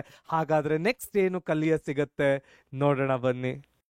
Functions of a promoter, very important for 4 marks. ಏನು ಫಂಕ್ಷನ್ಸ್ ಆಫ್ ಅ ಪ್ರಮೋಟರ್? ಈಗ ನಾವು ಇವಾಗಲೇ ಮಾತಾಡಿದ್ದೀವಿ. ಐಡಿಯೇಷನ್ ಅಂದ್ರೆ business idea, feasibility analysis, resource assembly, documentation. ಇನ್ನು ಡೆಪ್ತ್ ಆಗಿ ಹೋಗೋದಾದ್ರೆ ಒಬ್ಬ ಪ್ರಮೋಟರಿನ ಫಂಕ್ಷನ್ಗಳು ಏನು, ಅವನು ಯಾವುದೆಲ್ಲ ಕೆಲಸವನ್ನ ಮಾಡ್ತಾನೆ ನೋಡೋಣ ಬನ್ನಿ. ಮೊದಲಿಗೆ ಐಡೆಂಟಿಫೈಯಿಂಗ್ ದ ಬಿಸ್ನೆಸ್ ಆಪರ್ಚುನಿಟಿ. ನೋಡಿ, ಇದಕ್ಕೊಂದು ನಾನು ಸಣ್ಣ ಉದಾಹರಣೆ ಕೊಡ್ತೀನಿ. ನಮ್ಮ ಇನ್ಫೋಸಿಸ್ ನಾರಾಯಣ ಮೂರ್ತಿ ಅವರು 1980ರಲ್ಲಿ ಭಾರತದಲ್ಲಿ 100 ಕಂಪ್ಯೂಟರ್ಗಳು ಇಲ್ಲದೆ ಇದ್ದಂತಹ ಕಾಲ ಅದು. ಆ ಸಮಯದಲ್ಲಿ ನಮ್ಮ ದೇಶದಲ್ಲಿ ಹಲವಾರು ಇಂಜಿನಿಯರ್ಗಳು ನಮ್ಮ IITs ಇಂದ, ನಮ್ಮ ಇಂಜಿನಿಯರಿಂಗ್ ಕಾಲೇಜುಗಳಿಂದ ಪಾಸ್ ಆಗಿ ಹೋಗ್ತಾ ಇದ್ರು. ಆದ್ರೆ ಇಂಜಿನಿಯರ್ಗಳೆಲ್ಲ ಬೇರೆ ದೇಶಕ್ಕೆ ಹೋಗಿ ಕೆಲಸ ಮಾಡಿ ಬಹಳಷ್ಟು ಸಂಪಾದನೆ ಮಾಡ್ತಾ ಇದ್ರು. ಆದ್ರೆ ಇದಕ್ಕೆ ಇಂಡಿಯಾಗೆ ಯಾವುದೇ ಲಾಭ ಇರಲಿಲ್ಲ. ನಮ್ಮ ದೇಶದಿಂದ ಹಲವಾರು ಇಂಜಿನಿಯರ್ಸ್ ಫಾರಿನ್ಗೆ ಹೋಗ್ತಾ ಇದ್ದಾರೆ. ಅವರನ್ನ ಅಬ್ರಾಡ್ ಕಳಿಸೋದ್ರಲ್ಲಿ TCS ಮುಂಚೂಣಿಯಲ್ಲಿತ್ತು. ಅವ್ರು ಅದನ್ನೇ ವರ್ಕ್ ಫೋರ್ಸನ್ನ ಎಕ್ಸ್ಪೋರ್ಟ್ ಮಾಡಿ ದುಡ್ಡು ಮಾಡೋದನ್ನೇ ಒಂದು ದೊಡ್ಡ ಬಿಸ್ನೆಸ್ ಮಾಡ್ಕೊಂಡಿದ್ರು. ಆದರೆ ಇಲ್ಲಿ ಪ್ರಾಬ್ಲಮ್ ಏನಾಗ್ತಾ ಇತ್ತು ಅಂದರೆ, ಹಲವಾರು ಪ್ರಾಜೆಕ್ಟ್ಗಳು ನಮ್ಮ ವರ್ಕ್ ಟೈಮಿಂಗ್ ಲ್ಯಾಗಿನಿಂದ, ಅಂದರೆ ಅಲ್ಲಿ ಬೆಳಗ್ಗೆ ಇದ್ದಾಗ ಇಲ್ಲಿ ರಾತ್ರಿ, ಇಲ್ಲಿ ರಾತ್ರಿ ಇದ್ದಾಗ ಅಲ್ಲಿ ಬೆಳಗ್ಗೆ, ಈ ವರ್ಕ್ ಟೈಮ್ ಲ್ಯಾಗಿನಿಂದ ಹಲವಾರು ಪ್ರಾಜೆಕ್ಟ್ಗಳು ನಿಂತು ಹೋಗ್ತಾ ಇದ್ವು. ಎಕ್ಸ್ಪೆಕ್ಟೆಡ್ ಪ್ರಾಫಿಟ್ಗಳು ಬರ್ತಾ ಇರಲಿಲ್ಲ. ಈ ಟೈಮಲ್ಲಿ ನಾರಾಯಣ್ ಮೂರ್ತಿ ಅವರು ಕಂಡು ಹಿಡಿದಿದ್ದೆ ಗ್ಲೋಬಲ್ ಡೆಲಿವರಿ ಮಾಡೆಲ್ ಅನ್ನ. ಅವ್ರೇನ್ ಮಾಡಿದ್ರು, ಫಾರಿನ್ಗೆ ನಮ್ಮ ವರ್ಕ್ ಫೋರ್ಸ್ ಅನ್ನ ಕಳಿಸೋದು ಬಹಳ ಎಕ್ಸ್ಪೆನ್ಸಿವ್. ಅವ್ರಿಗೆ ಡಬಲ್ ಸಂಬಳ ಕೊಡಬೇಕು, ಡಬಲ್ ಫೆಸಿಲಿಟೀಸ್ ಕೊಡಬೇಕು, ಇಂಡಿಯಾದಿಂದ ಅವ್ರನ್ನ ಫಾರಿನ್ ದೇಶಗಳಿಗೆ ಕಳಿಸ್ಬೇಕು, ಆ ಖರ್ಚುಗಳು ಕೂಡ ಇದೆ. ಇವೆಲ್ಲವನ್ನು ಹೇಗೆ ಸಂಭಾಳಿಸೋದು? ಅದಕ್ಕೆ ಅವ್ರು ಮಾಡಿದ ಐಡಿಯಾ ಏನು ಅಂದ್ರೆ, ಭಾರತದಲ್ಲಿ ದೊಡ್ಡ ವರ್ಕ್ ಫೋರ್ಸ್ ಅನ್ನ ಇಟ್ಕೊಳ್ಳೋದು, ಫಾರಿನ್ ದೇಶಕ್ಕೆ ಒಂದು ಸಣ್ಣ ವರ್ಕ್ ಫೋರ್ಸ್ ಅನ್ನ ಕಳಿಸೋದು. ಅಲ್ಲಿ ಬೆಳಗ್ಗೆ ಇದ್ದಾಗ ಆ ಸಣ್ಣ ವರ್ಕ್ ಫೋರ್ಸ್ ಕೆಲಸ ಮಾಡ್ತಾ ಇರುತ್ತೆ, ಇಲ್ಲಿ ರಾತ್ರಿ ಆಗಿರುತ್ತೆ. ಇಲ್ಲಿ ಬೆಳಗ್ಗೆ ಆಗಿದ್ದಾಗ ಈ ದೊಡ್ಡ ವರ್ಕ್ ಫೋರ್ಸ್ ಕೆಲಸ ಮಾಡ್ತಾ ಇರುತ್ತೆ, ಅಲ್ಲಿ ರಾತ್ರಿ ಆಗಿರುತ್ತೆ. ಕರೆಕ್ಟಾ? ಅಲ್ಲಿಗೆ 24 ಗಂಟೆನೂ ಕೆಲಸ ಮಾಡಿಸ್ದಂಗಾಯ್ತು. ಅಲ್ಲಿ ಸಣ್ಣ ವರ್ಕ್ ಫೋರ್ಸ್ ಇದ್ದಾರೆ, ಎಕ್ಸ್ಪೆನ್ಸಸ್ ಕಟ್ ಆಯ್ತು. ಇಲ್ಲಿ ದೊಡ್ಡ ವರ್ಕ್ ಫೋರ್ಸ್ ಇದೆ, ಇಲ್ಲಿನ ಜನರಿಗೂ ಕೆಲಸ ಕೊಟ್ಟಂಗಾಯ್ತು. ಗ್ಲೋಬಲ್ ಡೆಲಿವರಿ ಮಾಡೆಲ್ ಅನ್ನ ತಂದ್ರು. That was the beginning of Infosys. Business opportunity. ಯಾವುದೇ ಬಿಸ್ನೆಸ್ ಆಪರ್ಚುನಿಟಿಯನ್ನ ಕಂಡು ಹಿಡಿಯುವಂತಹ ವ್ಯಕ್ತಿಯೇ ಪ್ರಮೋಟರ್ ಮಕ್ಕಳ. ಇದಿಷ್ಟೇ ಅಲ್ಲ, ನಮ್ಮ ಅಶ್ನೀರ್ ಗ್ರೋವರ್, ಪೇಟಿಎಂ ಮತ್ತು ನಮ್ಮ ಜಿಪೇ ಮತ್ತು ನಮ್ಮ ಫೋನ್ ಪೇ, ಹೀಗೆ ಹಲವಾರು ಸ್ಕ್ಯಾನರ್ಗಳಿದ್ವು. ಅಂಗಡಿಯವರೆಲ್ಲ ಬೇಸತ್ತೋಗಿದ್ರು. ಪೇಟಿಎಂ ಹಾಕೊಳ್ಳೋದ, ಫೋನ್ ಪೇ ಹಾಕೊಳ್ಳೋದ, ಜಿಪೇ ಹಾಕೊಳ್ಳೋದ. ಯಾವ ಸ್ಕ್ಯಾನರ್ ಹಾಕೊಂಡ್ರು ಜಿಪೇ ಬಂದ್ರೆ ಪೇಟಿಎಂ ಇರಲ್ಲ, ಪೇಟಿಎಂ ಇದ್ದವನ ಹತ್ರ ಫೋನ್ ಪೇ ಇರಲ್ಲ. ಒಬ್ಬೊಬ್ಬರಿಗೆ ಒಂದೊಂದು ಸ್ಕ್ಯಾನರ್ ಹಾಕೊಳ್ಳೋಕೆ ಶುರು ಮಾಡಿದ್ರು. ಒಬ್ಬೊಬ್ಬರಿಗೆ ಒಂದೊಂದು ಸ್ಕ್ಯಾನರ್ ಹಾಕೊಂಡ್ರೆ ಅಂಗಡಿ ತುಂಬಾ ಸ್ಕ್ಯಾನರ್ಗಳೇ ಅಂಟಿಸ್ಬೇಕು. This is when BharatPe came. ಒಂದು ಎಲ್ಲ ಪ್ಲಾಟ್ಫಾರ್ಮಿಗೂ ಯೂನಿಫಾರ್ಮ್ QR ಕೋಡ್. ಫೋನ್ ಪೇಗೂ ದುಡ್ಡು ಹೋಗುತ್ತೆ, ಜಿಪೇಗೂ ದುಡ್ಡು ಹೋಗುತ್ತೆ, ವಾಟ್ಸ್ಆಪ್ ಪೇಗೂ ದುಡ್ಡು ಹೋಗುತ್ತೆ, Freecharge, Airtel money, Jio money, ನೀವು ಯಾವ ಹೆಸರು ಹೇಳಿ ಆ QR ಕೋಡ್ಗಳಿಗೆಲ್ಲದಕ್ಕೂ ದುಡ್ಡು ಹೋಗುತ್ತೆ. Common QR code. Business opportunity. ಈ ತರ ಕೆಲವೊಮ್ಮೆ ನಮ್ಮ ಸಣ್ಣ ಸಣ್ಣ ಬಿಸ್ನೆಸ್ ಆಪರ್ಚುನಿಟಿಗಳನ್ನ ಕಂಡು ಹಿಡಿಯುವಂತ ವ್ಯಕ್ತಿಗೆ ನಾವೇನಂತ ಕರಿತೇವೆ? ಪ್ರಮೋಟರ್ ಅಂತ ಕರಿತೇವೆ. Next, conducting feasibility analysis. So ಆ ಬಿಸ್ನೆಸ್ ಆಪರ್ಚುನಿಟಿ ನಿಜವಾಗ್ಲೂ ಪ್ರಾಫಿಟಬಲ್ ಆಗತ್ತಾ? ಆ ಬಿಸ್ನೆಸ್ ಆಪರ್ಚುನಿಟಿಯಲ್ಲಿ ದಮ್ ಇದೆಯಾ? ಅದರಲ್ಲಿ ನಾವು ಪ್ರಾಫಿಟ್ಸ್ ಅನ್ನ ಬುಕ್ ಮಾಡ್ಬೋದಾ? ನಿಜವಾಗ್ಲೂ ದುಡ್ಡನ್ನ ಮಾಡ್ಬೋದಾ? ಅದಕ್ಕೆ ನಾವೇನಂತೀವಿ? Feasibility studies. ಟೆಕ್ನಿಕಲ್ ಆಗಿರ್ಬೋದು, ಲೀಗಲ್ ಆಗಿರ್ಬೋದು, ಸೋಷಿಯಲಿ ಆಗಿರ್ಬೋದು, ಪೊಲಿಟಿಕಲಿ ಆಗಿರ್ಬೋದು, ಟೆಕ್ನಾಲಜಿಕಲಿ ಆಗಿರ್ಬೋದು, ಎಕನಾಮಿಕಲಿ ಆಗಿರ್ಬೋದು, ಈ ಎಲ್ಲ ರೀತಿಯಲ್ಲೂ ಆ ಬಿಸ್ನೆಸ್ ನಿಜವಾಗ್ಲೂ ವರ್ತಿದೆಯಾ ಅಂತ ಕಂಡು ಹಿಡಿಯಕ್ಕೆ ನಾವೇನಂತ ಕರಿತೇವೆ? ಫೀಸಿಬಿಲಿಟಿ ಸ್ಟಡೀಸ್ ಅಂತ ಕರಿತೇವೆ. Next, preparing the documents. ಅದಾದ ನಂತರ ಒಬ್ಟೈನಿಂಗ್ ದ ನೇಮ್ ಅಪ್ರೂವಲ್. ಏನು ಪ್ರಿಪೇರಿಂಗ್ ದ ಡಾಕ್ಯುಮೆಂಟ್ಸ್ ಅಂದ್ರೆ, ನಾನು ಹೇಳಿದ ಹಾಗೆ ನಮ್ಮ ಕಂಪನಿಯನ್ನ ಶುರು ಮಾಡಲಿಕ್ಕೆ ಹಲವಾರು ಪತ್ರಗಳು ಬೇಕಾಗತ್ತೆ, ಹಲವಾರು ಡಾಕ್ಯುಮೆಂಟ್ಗಳು ಬೇಕಾಗತ್ತೆ. ಆ ಡಾಕ್ಯುಮೆಂಟ್ಗಳನ್ನ ರೆಡಿ ಮಾಡ್ಕೊಳ್ತಕ್ಕಂತಹ ವ್ಯಕ್ತಿ ಯಾರು? ಪ್ರಮೋಟರ್. ಅದಾದ ನಂತರ ಫೈನಲ್ ಆಗಿ ನಾವು ನೇಮ್ ಅಪ್ರೂವಲ್ ನ ತಗೊಳ್ಬೇಕಾಗತ್ತೆ, ನೇಮ್ ಅನ್ನ ಫೈನಲೈಸ್ ಮಾಡಬೇಕಾಗತ್ತೆ. ಬೇರೆ ಯಾವುದೋ ಕಂಪನಿ ಇಟ್ಟಿರ್ತಕ್ಕಂತಹ ಹೆಸರುಗಳನ್ನ ನಾವಿಟ್ಕೊಂಡು ಅದನ್ನ ಮಿಸ್ಯೂಸ್ ಮಾಡಲಿಕ್ಕೆ ಬರೋದಿಲ್ಲ. ಈ ಎಲ್ಲ ಟೆಕ್ನಿಕ್ಯಾಲಿಟೀಸ್ ಅನ್ನ ನೋಡಿಕೊಂಡು ಒಂದು ಫೈನಲ್ ಹೆಸರನ್ನ ಇಡಬೇಕಾಗತ್ತೆ. ಅದಕ್ಕೆ ನಾವೇನಂತೇವೆ?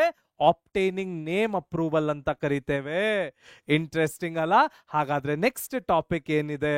ಫಂಕ್ಷನ್ಸ್ ಆಫ್ ಅ ಪ್ರಮೋಟರ್ ಅಲ್ಲಿ ನಾವು ಫೀಸಿಬಿಲಿಟಿ ಅನಾಲಿಸಿಸ್ ಅಂತ ಕಲಿತ್ವಿ. ಏನು ಫೀಸಿಬಿಲಿಟಿ ಅನಾಲಿಸಿಸ್? ಹೇಗೆ ಇದನ್ನ ಮಾಡೋದು? ನೋಡೋಣ ಬನ್ನಿ ಮಕ್ಕಳ. ಮೊದಲಿಗೆ ಟೆಕ್ನಿಕಲ್ ಫೀಸಿಬಿಲಿಟಿ.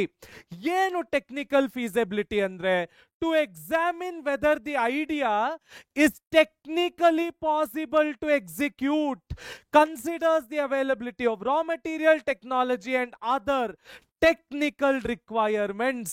ಈಗ ನಾವು ಭಾರತ್ ಪೇಯ ಎಕ್ಸಾಂಪಲ್ ಅನ್ನ ತಗೊಂಡ್ವಿ. ಒಂದೊಂದು ಕಂಪನಿಗೆ ಒಂದೊಂದು QR ಕೋಡ್ ಇತ್ತು. ಸೊ ಭಾರತ್ ಪೇ ಅವ್ರು ಏನ್ ಮಾಡಿದ್ರು, ಎಲ್ಲ ಕಂಪನಿಗೂ ಸೇರಿಸಿ ಒಂದು ಕಾಮನ್ QR ಕೋಡ್ ಅನ್ನ ತರೋ ಅಂತ ಸಿಸ್ಟಮ್ ಮಾಡಿದ್ರು. ಇದು ಟೆಕ್ನಿಕಲಿ ಸಾಧ್ಯ ಇತ್ತು. ಒಂದು ಕಾಮನ್ QR ಕೋಡ್ ಮುಖಾಂತರ ಹಲವಾರು ವಾಲೆಟ್, ಡಿಜಿಟಲ್ ವಾಲೆಟ್ಗಳಿಗೆ ದುಡ್ಡು ಕಳಿಸುವಂತಹ ಕ್ಷಮತೆ ಇತ್ತು, ಆಪರ್ಚುನಿಟಿ ಇತ್ತು, ಅವಕಾಶ ಇತ್ತು. Technical feasibility. Global delivery model, ಇಂಡಿಯಾದಲ್ಲಿ ದೊಡ್ಡ ವರ್ಕ್ ಫೋರ್ಸ್ ಇಟ್ಕೊಂಡು US ಅಥವಾ ಬೇರೆ ದೇಶಗಳಲ್ಲಿ ಸಣ್ಣ ವರ್ಕ್ ಫೋರ್ಸ್ ಇಟ್ಕೊಂಡು 24 ಗಂಟೆ ಕೆಲಸ ಮಾಡಿ ಅತ್ಯದ್ಭುತ ಪ್ರಾಫಿಟ್ಗಳನ್ನ ಬುಕ್ ಮಾಡುವಂತಹ ಟೆಕ್ನಿಕಲ್ ಪಾಸಿಬಿಲಿಟಿ ಇತ್ತು. Technical feasibility. ಸೊ ಏನು ಟೆಕ್ನಿಕಲ್ ಫೀಸಿಬಿಲಿಟಿ ಅಂದ್ರೆ, ನಾವು ಮಾಡಿರ್ತಕ್ಕಂತಹ ಬಿಸ್ನೆಸ್ ಐಡಿಯಾವಿಗೆ ಬೇಕಾಗಿರ್ತಕ್ಕಂತಹ ಟೆಕ್ನಾಲಜಿ, ಬೇಕಾಗಿರ್ತಕ್ಕಂತಹ ರಾ ಮೆಟೀರಿಯಲ್ ಆಗಿರ್ಬೋದು ಅಥವಾ ಬೇರೆ ಯಾವುದೇ ರೀತಿಯ ರಿಸೋರ್ಸಸ್ ಆಗಿರ್ಬೋದು, ಸಿಗುತ್ತದೆಯಾ ಅಂತ ತಿಳ್ಕೊಳ್ಳೋದಕ್ಕೆ ನಾವೇನಂತೀವಿ, ಟೆಕ್ನಿಕಲ್ ಫೀಸಿಬಿಲಿಟಿ ಅಂತೀವಿ. Next, financial feasibility. ಬಹಳ ಬಹಳ ಮುಖ್ಯ ಮಕ್ಕಳ. ನೋಡಿ, ನಮ್ಮ ಕಂಪನಿಯನ್ನ ಶುರು ಮಾಡಲಿಕ್ಕೆ ಬೇಕಾಗಿರ್ತಕ್ಕಂತಹ ರಾ ಮೆಟೀರಿಯಲ್ ಆಗಿರ್ಬೋದು, ಟೆಕ್ನಾಲಜಿ ಆಗಿರ್ಬೋದು ಅವೈಲಬಲ್ ಇರುತ್ತೆ. ಆದ್ರೆ ಆ ಕಂಪನಿಯನ್ನ ಮುನ್ನಡೆಸ್ಕೊಂಡು ಹೋಗ್ಲಿಕ್ಕೆ, ಅದನ್ನ ಶುರು ಮಾಡಲಿಕ್ಕೆ ಬೇಕಾದಂತಹ ಫಂಡ್ಗಳೇ ಇಲ್ಲ ಅಂದ್ರೆ ಆ ಕಂಪನಿಯನ್ನ ಮುನ್ನಡೆಸ್ಕೊಂಡು ಹೋಗುವಂಥದ್ದು ಯಾರು? ಆ ಕಂಪನಿಯನ್ನ ಮುನ್ನಡೆಸ್ಕೊಂಡು ಹೋಗ್ಲಿಕ್ಕೆ ಹೇಗೆ ಸಾಧ್ಯ ಆಗತ್ತೆ? ಆದ್ರಿಂದ ನಾವು ಯಾವ ಬಿಸ್ನೆಸ್ ಐಡಿಯಾವನ್ನ ಮಾಡ್ತಾ ಇದ್ದೇವೆ, ನಾವು ಯಾವ ಬಿಸ್ನೆಸ್ ಐಡಿಯಾವನ್ನ ಎಕ್ಸಿಕ್ಯೂಟ್ ಮಾಡಲಿಕ್ಕೆ ಹೊರಟಿದ್ದೇವೆ, ಆ ಬಿಸ್ನೆಸ್ ಐಡಿಯಾವಿಗೆ ಬೇಕಾಗಿರ್ತಕ್ಕಂತಹ ಫಂಡ್ಸ್ ಇದೆಯಾ? ಫಂಡ್ಸ್ ಇಲ್ಲ ಅಂದ್ರೆ ಬ್ಯಾಂಕ್ ಲೋನ್ ಸಿಗುತ್ತಾ? ವೆಂಚರ್ ಕ್ಯಾಪಿಟಲಿಸ್ಟ್ಗಳು ಫಂಡ್ ಕೊಡ್ತಾರಾ? ಏಂಜಲ್ ಇನ್ವೆಸ್ಟರ್ಗಳು ಫಂಡ್ ಕೊಡ್ತಾರಾ? ಅದಕ್ಕೆ ಕ್ರೌಡ್ ಫಂಡಿಂಗ್ ಮಾಡಿ ದುಡ್ಡು ತೆಗಿಬಹುದಾ? ಈ ರೀತಿ ಹಲವಾರು ಫೈನಾನ್ಷಿಯಲ್ ಕಂಡೀಷನ್ಸ್ ಅನ್ನ, ಫೈನಾನ್ಷಿಯಲ್ ರಿಕ್ವೈರ್ಮೆಂಟ್ಸ್ ಅನ್ನ ಕೂತ್ಕೊಂಡು ಡೀಟೇಲ್ ಆಗಿ ಅನಲೈಸ್ ಮಾಡಲಿಕ್ಕೆ ನಾವೇನಂತೇವೆ, ಫೈನಾನ್ಷಿಯಲ್ ಫೀಸಿಬಿಲಿಟಿ. ಇದಕ್ಕೆ ಒಂದು ಉದಾಹರಣೆ ಕೊಡೋದಾದ್ರೆ, ಒಂದಷ್ಟು ವರ್ಷಗಳ ಕೆಳಗೆ ಒಂದು ಸಿನಿಮಾ ಬಂತು, ಲೂಸಿಯಾ ಅಂತ. ಈ ಸಿನಿಮಾಗೆ ಇನಿಷಿಯಲಿ ಯಾವ ಪ್ರೊಡ್ಯೂಸರ್ಗಳು ದುಡ್ಡು ಹಾಕ್ಲಿಕ್ಕೆ ಒಪ್ಪಲಿಲ್ಲ. ಅರ್ಥ ಆಯ್ತಾ? ಸೊ ದುಡ್ಡು ಹಾಕ್ಲಿಕ್ಕೆ ಒಪ್ಪಲಿಲ್ಲ ಅಂದಾಗ ಅವ್ರೇನ್ ಮಾಡಿದ್ರು, ಕ್ರೌಡ್ ಫಂಡಿಂಗ್ ಮುಖೇನ ಈ ಫಿಲಮ್ಮಿಗೆ ದುಡ್ಡನ್ನ ತೆಗೆದು ಫಿಲಮ್ ಅನ್ನ ಪ್ರೊಡ್ಯೂಸ್ ಮಾಡಿ ಅದು ಬಹಳ ದೊಡ್ಡ ಹಿಟ್ ಆಯ್ತು. ಕ್ರೌಡ್ ಫಂಡಿಂಗ್ ಅಲ್ಲಿ ಯಾರ್ಯಾರು ದುಡ್ಡು ಕೊಟ್ಟಿದ್ರೋ ಅವರು ಹಾಕಿದ ದುಡ್ಡುಗೆ ದುಪ್ಪಟ್ಟಾಗಿ ದುಡ್ಡು ವಾಪಸ್ ಹೋಯ್ತು. Financial funding. ಅರ್ಥ ಆಯ್ತಾ? ಅದೇ ರೀತಿಯಲ್ಲಿ ನಾವು ಶಾರ್ಕ್ ಟ್ಯಾಂಕ್ ಇಂಡಿಯಾವನ್ನ ನೋಡ್ತೀವಿ. ಹಲವಾರು ಯಂಗ್ ಆಂಟ್ರಪ್ರೆನ್ಯೂರ್ಸ್ ಬಂದು ಅವರ ಬಿಸ್ನೆಸ್ ಐಡಿಯಾಗಳನ್ನ ಕೊಟ್ಟು ಎಕ್ವಿಟಿಯನ್ನ ಎಕ್ಸ್ಚೇಂಜ್ ಮಾಡಿ ದುಡ್ಡನ್ನ ಇಸ್ಕೊಳ್ತಾರೆ. Financial feasibility. ಅವರನ್ನ ನಾವು ವೆಂಚರ್ ಕ್ಯಾಪಿಟಲಿಸ್ಟ್ಗಳು ಅಂತ ಕರಿತೀವಿ. ಯಾರು ಐಡಿಯಾದ ಮೇಲೆ ಇನ್ವೆಸ್ಟ್ ಮಾಡಲಿಕ್ಕೆ ರೆಡಿ ಇದ್ದಾರೆ, ಈಕ್ವಿಟಿ ತಗೊಂಡು, ಅವರುಗಳನ್ನ ವೆಂಚರ್ ಕ್ಯಾಪಿಟಲಿಸ್ಟ್ ಅಂತ ಕರಿತೀವಿ. ಯಾರ್ಯಾರು ಇಂಡಿಪೆಂಡೆಂಟ್ ಆಗಿ ದುಡ್ಡು ಹಾಕ್ಲಿಕ್ಕೆ ರೆಡಿ ಇದ್ದಾರೆ, ಏಂಜಲ್ ಇನ್ವೆಸ್ಟರ್ಸ್ ಅಂತ ಕೂಡ ಕರಿತೀವಿ. ಮತ್ತೆ ಕ್ರೌಡ್ ಫಂಡಿಂಗ್ ಅಂದ್ರೆ ಏನು? ಒಂದಷ್ಟು ಗುಂಪುಗಳನ್ನ ಸೇರಿಸಿಕೊಂಡು ಐಡಿಯಾವನ್ನ ಅವರಿಗೆ ಕಮ್ಯುನಿಕೇಟ್ ಮಾಡಿ ಅವ್ರ ಹತ್ರ ದುಡ್ಡನ್ನ ರೇಸ್ ಮಾಡೋದಕ್ಕೆ ಕ್ರೌಡ್ ಫಂಡಿಂಗ್ ಅಂತೀವಿ. ಬ್ಯಾಂಕ್ ಅಲ್ಲಿ ಡಾಕ್ಯುಮೆಂಟ್ಗಳನ್ನ ಕೊಟ್ಟು ಲೋನ್ ತಗೊಳ್ಳೋದಕ್ಕೆ ಬ್ಯಾಂಕ್ ಲೋನ್ ಅಂತೀವಿ. ಸೊ ಹೀಗೆ ಹಲವಾರು ಮೆಥಡ್ಗಳಿವೆ. ಇನ್ಫ್ಯಾಕ್ಟ್ ನಮ್ಮ ಸುಧಾಮೂರ್ತಿ ಅವರು 10,000 ಕೊಟ್ಟು ನಾರಾಯಣ್ ಮೂರ್ತಿ ಅವರು ಇನ್ಫೋಸಿಸ್ ಶುರು ಮಾಡಿದ್ರು. It is an angel investment. She is a venture capitalist. So ಇವೆಲ್ಲವನ್ನು ಕಂಡುಹಿಡಿಲಿಕ್ಕೆ ಅಥವಾ ತಿಳ್ಕೊಳ್ಳಿಕ್ಕೆ ನಾವೇನಂತೀವಿ, ಫೈನಾನ್ಷಿಯಲ್ ಫೀಸಿಬಿಲಿಟಿ ಅಂತೀವಿ. Next, economic feasibility. ಓಕೆ, ದುಡ್ಡು ಸಿಗಬಹುದಾ ಇಲ್ಲವಾ ಅಂತ ಫೈನಾನ್ಷಿಯಲ್ ಫೀಸಿಬಿಲಿಟಿ ತಿಳಿಸ್ಕೊಡುತ್ತೆ. ಪ್ರಾಫಿಟ್ ಆಗುತ್ತೋ ಇಲ್ವೋ ಅಂತ ಯಾವುದು ತಿಳಿಸ್ಕೊಡುತ್ತೆ? ನಮ್ಮ ಎಕನಾಮಿಕ್ ಫೀಸಿಬಿಲಿಟಿ ತಿಳಿಸ್ಕೊಡುತ್ತೆ. ನಮ್ಮ ಪ್ರಾಜೆಕ್ಟು ನಿಜವಾಗ್ಲೂ ವಯಬಲ್ ಇದೆಯಾ, ಫೈನಾನ್ಷಿಯಲಿ ದುಡ್ಡು ಮಾಡಲಿಕ್ಕೆ ಸಾಧ್ಯ ಇದೆಯಾ? ಪ್ರಾಫಿಟ್ಸ್ ಅನ್ನ ಬುಕ್ ಮಾಡಲಿಕ್ಕೆ ಸಾಧ್ಯ ಇದೆಯಾ? ಪ್ರಾಫಿಟ್ ಎಷ್ಟು ಬುಕ್ ಆಗಬಹುದು? ಇವೆಲ್ಲವನ್ನು ಕೂತು ವಿಮರ್ಶೆ ಮಾಡಲಿಕ್ಕೆ ನಾವೇನಂತ ಕರಿತೇವೆ? ಎಕನಾಮಿಕ್ ಫೀಸಿಬಿಲಿಟಿ ಅಂತ ಕರಿತೇವೆ. ಹಾಗಾದ್ರೆ ಮುಂದೆ ಏನು ಓದಕ್ಕೆ ಸಿಗತ್ತೆ? Name approval process. ಏನು ನೇಮ್ ಅಪ್ರೂವಲ್ ಪ್ರೋಸೆಸ್? ಇದಿಷ್ಟು ದೊಡ್ಡ ಪ್ರೋಸೆಸ್, ಇದನ್ನ ಡಿಸ್ಕಸ್ ಮಾಡೋಷ್ಟು ಇಂಪಾರ್ಟೆಂಟಾ? ಖಂಡಿತ ಹೌದು ಮಕ್ಕಳ. ಯಾವುದೇ ಒಂದು ಕಂಪನಿಯ ನೇಮ್ ಅಪ್ರೂವಲ್ ಪ್ರೋಸೆಸ್ ಬಂದು ನೇಮ್ ಆಕ್ಟ್ 1915 ಪ್ರಕಾರ, ನೋಡಿ ಇಲ್ಲಿ ನೇಮ್ಸ್ ಆಕ್ಟ್ 1915 ಪ್ರಕಾರ ಗವರ್ನ್ ಆಗಿರುತ್ತೆ. ಯಾವುದೇ ಒಂದು ಕಂಪನಿ ತನ್ನ ಹೆಸರನ್ನ ಚೂಸ್ ಮಾಡಬೇಕಾದ್ರೆ ಮಿಸ್ಲೀಡಿಂಗ್ ಆಗಿರಬಾರ್ದು. ಯಾವುದೋ ಒಂದು ಫೇಮಸ್ ಕಂಪನಿಯ ಹೆಸರಿಗೆ ರಿಸೆಂಬಲ್ ಆಗೋಂಗೆ ಒಂದು ಹೆಸರಿಟ್ಕೊಂಡು ಜನರನ್ನ ಮಿಸ್ಲೀಡಿಂಗ್ ಆಗೋಂಗೆ ಹೆಸರಿಡಬಾರ್ದು. ಯಾವುದೇ ಪಾಪ್ಯುಲರ್ ಆಗಿ ದೊಡ್ಡ ದೊಡ್ಡ ಹುದ್ದೆಯಲ್ಲಿರ್ತಕ್ಕಂತಹ ವ್ಯಕ್ತಿಗಳ ಫೋಟೋವನ್ನು ಇಟ್ಕೊಂಡು ಬಿಸ್ನೆಸ್ ಮಾಡೋದಾಗಿರ್ಬೋದು, ಅವರ ಹೆಸರುಗಳನ್ನು ಇಟ್ಕೊಂಡು ಜನರನ್ನ ಮಿಸ್ಲೀಡಿಂಗ್ ಮಾಡಿ ಬಿಸ್ನೆಸ್ ಮಾಡೋದಾಗಿರ್ಬೋದು, ಇವೆಲ್ಲವನ್ನು ಮಾಡಕೂಡ್ದು. ಇನ್ಫ್ಯಾಕ್ಟ್ ಈ ತರ ಹಲವಾರು ಕೇಸಸ್ಗಳಾಗಿವೆ ಕೂಡ.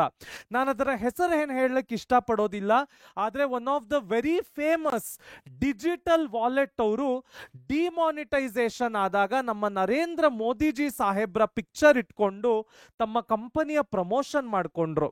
ಅದೊಂದು ದೊಡ್ಡ ಕೇಸ್ ಆಗಿತ್ತು ಅಂತ ಕೂಡ ನಾನು ಎಲ್ಲೋ ಓದಿದಂತ ನಾಪ್ಕ ಇದೆ. ಅದಕ್ಕೆ ನಾನು ವೌಚ್ ಮಾಡೋದಿಲ್ಲ, ಆ ಕಂಪನಿಯ ಹೆಸರನ್ನು ಹೇಳಲಿಕ್ಕೂ ಕೂಡ ಇಷ್ಟಪಡೋದಿಲ್ಲ. ಆ ರೀತಿ ಆಗಬಾರದು. ಸೊ ಯಾವುದೇ ದೊಡ್ಡ ದೊಡ್ಡ ಹುದ್ದೆಯಲ್ಲಿರ್ತಕ್ಕಂತಹ ವ್ಯಕ್ತಿಗಳ ಫೋಟೋವನ್ನು ಉಪಯೋಗಿಸೋದಿರ್ಬೋದು, ಯಾವುದೇ ದೊಡ್ಡ ದೊಡ್ಡ ಹುದ್ದೆಯಲ್ಲಿರ್ತಕ್ಕಂತಹ ವ್ಯಕ್ತಿಗಳ ಹೆಸರನ್ನು ಉಪಯೋಗಿಸೋದಿರ್ಬೋದು, ಅಥವಾ ಯಾವುದೋ ಒಂದು ಫೇಮಸ್ ಕಂಪನಿಯ ಹೆಸರನ್ನ ತಗೊಂಡು ಅದನ್ನ ಅಟ್ಯಾಚ್ ಮಾಡಿಕೊಂಡು ನಮ್ಮ ಕಂಪ್ನಿ ಹೆಸರು ಮಾಡಿಕೊಂಡು ಅದರಿಂದ ದುಡ್ಡು ಮಾಡೋ ರೀತಿ ಮಾಡೋದಾಗಿರ್ಬೋದು, ಮಾಡಕೂಡ್ದು. ಮೊದಲನೆಯದು ಸೆಲೆಕ್ಟಿಂಗ್ ಪೊಟೆನ್ಷಿಯಲ್ ನೇಮ್ಸ್. ಯಾವ ಯಾವ ಹೆಸರುಗಳನ್ನು ಚೂಸ್ ಮಾಡಬೇಕು ಅಂತ ಒಂದು ಲಿಸ್ಟ್ ಮಾಡಿಕೊಳ್ಬೇಕು. ಅದನ್ನ ನಾವು registrar of companies in the state of registered office, ಕರ್ನಾಟಕದಲ್ಲಿದ್ರೆ ಕರ್ನಾಟಕದಲ್ಲಿ ರಿಜಿಸ್ಟ್ರಾರ್ ಆಫ್ ಕಂಪನೀಸ್ಗೆ, ಮುಂಬೈನಲ್ಲಿದ್ರೆ ಮಹಾರಾಷ್ಟ್ರದಲ್ಲಿ ರಿಜಿಸ್ಟ್ರಾರ್ ಆಫ್ ಕಂಪನೀಸ್ಗೆ, ಡೆಲ್ಲಿಯಲ್ಲಿದ್ರೆ ಡೆಲ್ಲಿಯ ರಿಜಿಸ್ಟ್ರಾರ್ ಆಫ್ ಕಂಪನೀಸ್ಗೆ ನಮ್ಮ ಅಪ್ಲಿಕೇಶನ್ ಅನ್ನ ಸಬ್ಮಿಟ್ ಮಾಡಬೇಕಾಗತ್ತೆ. ಫೈನಲಿ ಅವ್ರು ನಮಗೆ ನೇಮ್ ಅಪ್ರೂವಲ್ನ ಕೊಡ್ತಾರೆ. ಸೊ ಅವ್ರ ನೇಮ್ ಅಪ್ರೂವಲ್ ಕೊಟ್ಟ ನಂತರ ಪಬ್ಲಿಕ್ ಕಂಪನಿ ಆಗಿದ್ರೆ ಸಾಮಾನ್ಯವಾಗಿ ಲಿಮಿಟೆಡ್ ಅಂತ ಹೆಸರ ಪಕ್ಕದಲ್ಲಿ ಬರುತ್ತೆ. ಅದು it is understood, it is listed ಅಂತ. ಅದೇ ಪ್ರೈವೇಟ್ ಕಂಪನಿ ಆಗಿದ್ರೆ ಸಾಮಾನ್ಯವಾಗಿ ಪ್ರೈವೇಟ್ ಲಿಮಿಟೆಡ್ ಅಂತ ಬರುತ್ತೆ. ಅಂದ್ರೆ ಆ ಕಂಪನಿಯನ್ನ ಸ್ಟಾಕ್ ಮಾರ್ಕೆಟಿನಲ್ಲಿ ಲಿಸ್ಟ್ ಮಾಡಿಲ್ಲ ಅಂತ ಅರ್ಥ. ಹಾಗಾದ್ರೆ ನೆಕ್ಸ್ಟ್ ಏನು ಓದ್ಲಿಕ್ಕೆ ಸಿಗುತ್ತೆ ನೋಡೋಣ ಬನ್ನಿ. ಮುಂದೆ essential documents, memorandum of association. ಇದನ್ನ ನಾವು ಪಾಪ್ಯುಲರ್ ಆಗಿ MOA ಅಂತ ಕೂಡ ಕರಿತೇವೆ. ಏನು MOA ಅಂದ್ರೆ ನೋಡಿ, ಆರ್ಟಿಕಲ್ಸ್ ಆಫ್ ಅಸೋಸಿಯೇಷನ್ ಮತ್ತು ಮೆಮೊರಾಂಡಮ್ ಆಫ್ ಅಸೋಸಿಯೇಷನ್ ಅಂತ ಎರಡು ಡಾಕ್ಯುಮೆಂಟ್ ಇದೆ. ನಮ್ಮ ಕಂಪನಿಯ ದಿನನಿತ್ಯದ ಅಫೇರ್ಸ್ಗಳನ್ನ ನೋಡ್ಕೊಳ್ತಕ್ಕಂತಹ ಡಾಕ್ಯುಮೆಂಟ್ಸ್ಗಳಿಗೆ ಆರ್ಟಿಕಲ್ಸ್ ಆಫ್ ಅಸೋಸಿಯೇಷನ್ ಅಂತ ಕರೆದ್ರೆ, ಓವರ್ ಆಲ್ ಸ್ಟ್ರಕ್ಚರ್ ಅನ್ನ ನೋಡ್ಕೊಳ್ತಕ್ಕಂತಹ ಡಾಕ್ಯುಮೆಂಟ್ಗೆ ನಾವೇನಂತ ಕರಿತೇವೆ? ಮೆಮೊರಾಂಡಮ್ ಆಫ್ ಅಸೋಸಿಯೇಷನ್ ಅಂತ ಕರಿತೀವಿ. ಇದರಲ್ಲಿ ಹಲವಾರು ಕ್ಲಾಸಸ್ಗಳಿವೆ. ಇಂಪಾರ್ಟೆಂಟ್ ಕ್ಲಾಸಸ್ಗಳು ಯಾವುವು ನೋಡೋಣ ಬನ್ನಿ. ಮೊದಲನೆಯದು ನೇಮ್ ಕ್ಲಾಸ್. ಸೊ ನಮ್ಮ ಮೆಮೊರಾಂಡಮ್ ಆಫ್ ಅಸೋಸಿಯೇಷನ್ ಡಾಕ್ಯುಮೆಂಟಿನಲ್ಲಿ ಕಂಪನಿಯ ಹೆಸರೇನಿದೆ ಅನ್ನೋದನ್ನ ಮೆನ್ಷನ್ ಮಾಡಿರಬೇಕು. ರಿಜಿಸ್ಟ್ರಾರ್ ಆಫ್ ಕಂಪನೀಸ್ ಅವರು ನಮ್ಮ ಕಂಪನಿಯ ಹೆಸರನ್ನ ಅಪ್ರೂವಲ್ ಮಾಡಿ ಕೊಟ್ಟಿರ್ತಕ್ಕಂತಹ ಡಾಕ್ಯುಮೆಂಟ್ ಅನ್ನ ಅಟ್ಯಾಚ್ ಮಾಡಬೇಕು. ಅದಕ್ಕೆ ನಾವು ನೇಮ್ ಕ್ಲಾಸ್ ಅಂತ ಕರಿತೇವೆ. Next registered office class. ಯಾವ ಸ್ಟೇಟಿನಲ್ಲಿ, ಯಾವ ರಾಜ್ಯದಲ್ಲಿ, ಆ ರಾಜ್ಯದ ಯಾವ ಭಾಗದಲ್ಲಿ, ಯಾವ ಸಿಟಿಯಲ್ಲಿ, ಯಾವ ನಗರದಲ್ಲಿ ನಮ್ಮ ಕಂಪನಿಯ ಆಫೀಸ್ ರಿಜಿಸ್ಟರ್ ಆಗಿದೆ, ಒಫಿಷಿಯಲ್ ಅಡ್ರೆಸ್ ಅನ್ನ ಕೊಟ್ಟಿದ್ದಾರೆ ಅನ್ನೋದನ್ನ ರಿಜಿಸ್ಟರ್ಡ್ ಆಫೀಸ್ ಕ್ಲಾಸ್ ಅಲ್ಲಿ ತೋರಿಸಬೇಕಾಗತ್ತೆ. So state the name of the state in which registered office, ಸಾಮಾನ್ಯವಾಗಿ ನಾವು ಇದನ್ನ ಕಾರ್ಪೊರೇಟ್ ಆಫೀಸ್ ಅಥವಾ ಹೆಡ್ ಆಫೀಸ್ ಅಂತ ಕರಿತೇವೆ. ಸೊ ಎಲ್ಲಿ ಕಂಪನಿಯ ಹೆಡ್ ಆಫೀಸ್ ಇದೆ, ಕಾರ್ಪೊರೇಟ್ ಆಫೀಸ್ ಇದೆ ವಿತ್ ಅಡ್ರೆಸ್, ಅದನ್ನ ಸಬ್ಮಿಟ್ ಮಾಡಬೇಕಾಗತ್ತೆ. Next, objects clause. ಕಂಪನಿಯ ಉದ್ದೇಶ ಏನಿದೆ, ಗೋಲ್ಸ್ ಏನಿದೆ, ಆಬ್ಜೆಕ್ಟಿವ್ಸ್ ಏನಿದೆ, ಅವೆಲ್ಲವನ್ನು ನಾವು ಆಬ್ಜೆಕ್ಟ್ಸ್ ಕ್ಲಾಸ್ ಅಲ್ಲಿ ಮೆನ್ಷನ್ ಮಾಡಬೇಕಾಗತ್ತೆ. It defines the purpose for which the company is formed, the most important class as it limits the companies activities. So ಯಾವುದೇ ಒಂದು ಕಂಪನಿ ತನ್ನ ಉದ್ದೇಶಗಳು ಏನಿದೆ ಅಂತ ಕ್ಲಿಯರ್ ಆಗಿ ಡಿಫೈನ್ ಮಾಡಿ ಮೆನ್ಷನ್ ಮಾಡಿದಾಗ ಅವರು ಆ ಉದ್ದೇಶಗಳ ನಡುವೆನೇ ಕೆಲಸ ಮಾಡ್ತಾ ಇದ್ದಾರೋ ಇಲ್ವೋ ಅಂತ ಅವರನ್ನವರೇ ವಿಮರ್ಶೆ ಮಾಡಿಕೊಳ್ಳಿಕ್ಕೆ object clause will play a very important role. Next, liability clause important. ಲಯಬಿಲಿಟಿಯಲ್ಲಿ ಸಾಮಾನ್ಯವಾಗಿ ನಾವು ಕಂಪನಿ ಅಂತ ಬಂದಾಗ ಲಿಮಿಟೆಡ್ ಲಯಬಿಲಿಟಿನೇ ಇರುತ್ತೆ. ಏನು ಲಿಮಿಟೆಡ್ ಲಯಬಿಲಿಟಿ ಅಂದ್ರೆ, ನಾಳೆ ದಿನ ಕಂಪನಿಯು ಯಾವುದಾದರೂ ಸಾಲ ಮಾಡಿ ಡಿಫಾಲ್ಟರ್ ಆದ್ರೆ ಯಾವ ಮೆಂಬರ್ ಮನೆ ಮುಂದೆನು ಬ್ಯಾಂಕ್ ಹೋಗಿ ಕಂಪ್ನಿ ಡಿಫಾಲ್ಟ್ ಆಗಿದೆ ನೀವು ಮೆಂಬರು ದುಡ್ಡು ಕೊಡಿ ಅಂತ ಕೂತ್ಕೊಳ್ಳಕ್ ಆಗಲ್ಲ. ಲಿಮಿಟೆಡ್ ಲಯಬಿಲಿಟಿ ಅಂದ್ರೆ ಏನರ್ಥ, ಮೆಂಬರ್ನ ಲಯಬಿಲಿಟಿ ಅಥವಾ ಕಂಪನಿಯ ಲಯಬಿಲಿಟಿ ಟುವರ್ಡ್ಸ್ ದ ಮೆಂಬರ್ ಅವರು ಇನ್ವೆಸ್ಟ್ ಮಾಡಿರೋ ಅಮೌಂಟ್ ಅಷ್ಟು ಮಾತ್ರ ಆಗಿರುತ್ತೆ ಹೊರತು ಅದಕ್ಕೆ ಮೀರಿ ಬರ್ಲಿಕ್ಕೆ ಸಾಧ್ಯ ಇಲ್ಲ.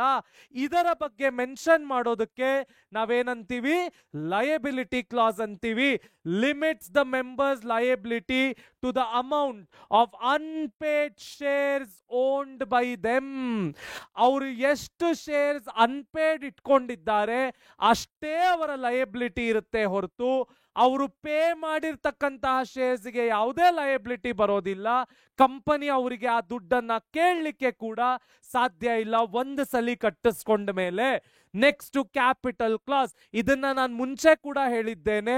ನಮ್ಮ ಕ್ಯಾಪಿಟಲ್ ಕ್ಲಾಸಿನಲ್ಲಿ ಕಂಪನಿ ಎಷ್ಟು ಮ್ಯಾಕ್ಸಿಮಮ್ ಆಥರೈಸ್ಡ್ ಕ್ಯಾಪಿಟಲ್ ಅನ್ನ ಇಟ್ಕೊಳ್ಬಹುದು, ಎಷ್ಟು ಶೇರ್ಗಳನ್ನ ಮಾಡಿ ಅದಕ್ಕೆ ಫೇಸ್ ವ್ಯಾಲ್ಯೂ ಫಿಕ್ಸ್ ಮಾಡಿ ಪಬ್ಲಿಕ್ಗೆ ಕೊಡಬಹುದು ಅಂತ capital class ತಿಳಿಸ್ಕೊಡುತ್ತೆ.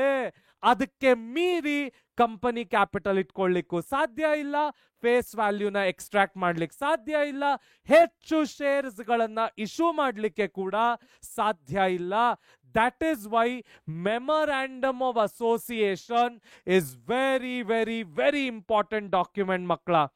Next, essential documents, articles of association.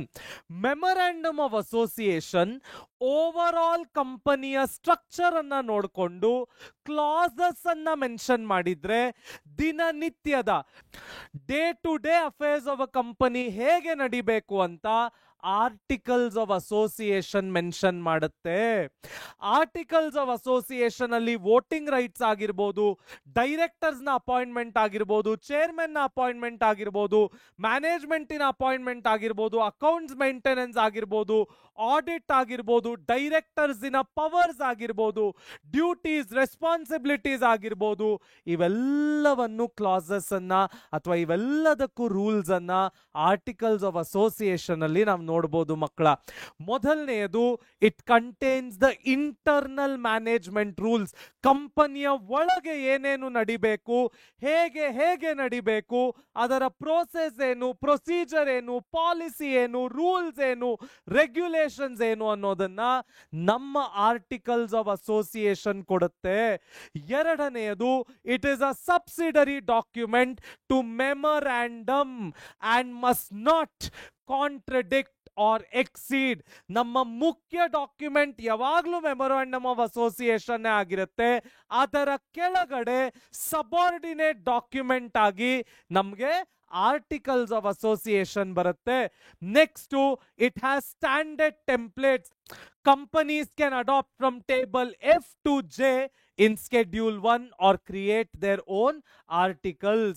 So schedule 1 companies actually ಕೊಟ್ಟಿರೋ ಹಾಗೆ ಟೇಬಲ್ F ಇಂದ ಟೇಬಲ್ J ತನಕ ಕಂಪನೀಸ್ಗಳು ಹಾಗೆ ಅಡಾಪ್ಟ್ ಮಾಡ್ಕೊಳ್ಬಹುದು, ಅಥವಾ ಅವರದೇ ಸ್ವಂತ ಆರ್ಟಿಕಲ್ಸ್ ಆಫ್ ಅಸೋಸಿಯೇಷನ್ ಕೂಡ ರೆಡಿ ಮಾಡ್ಕೊಳ್ಬಹುದು.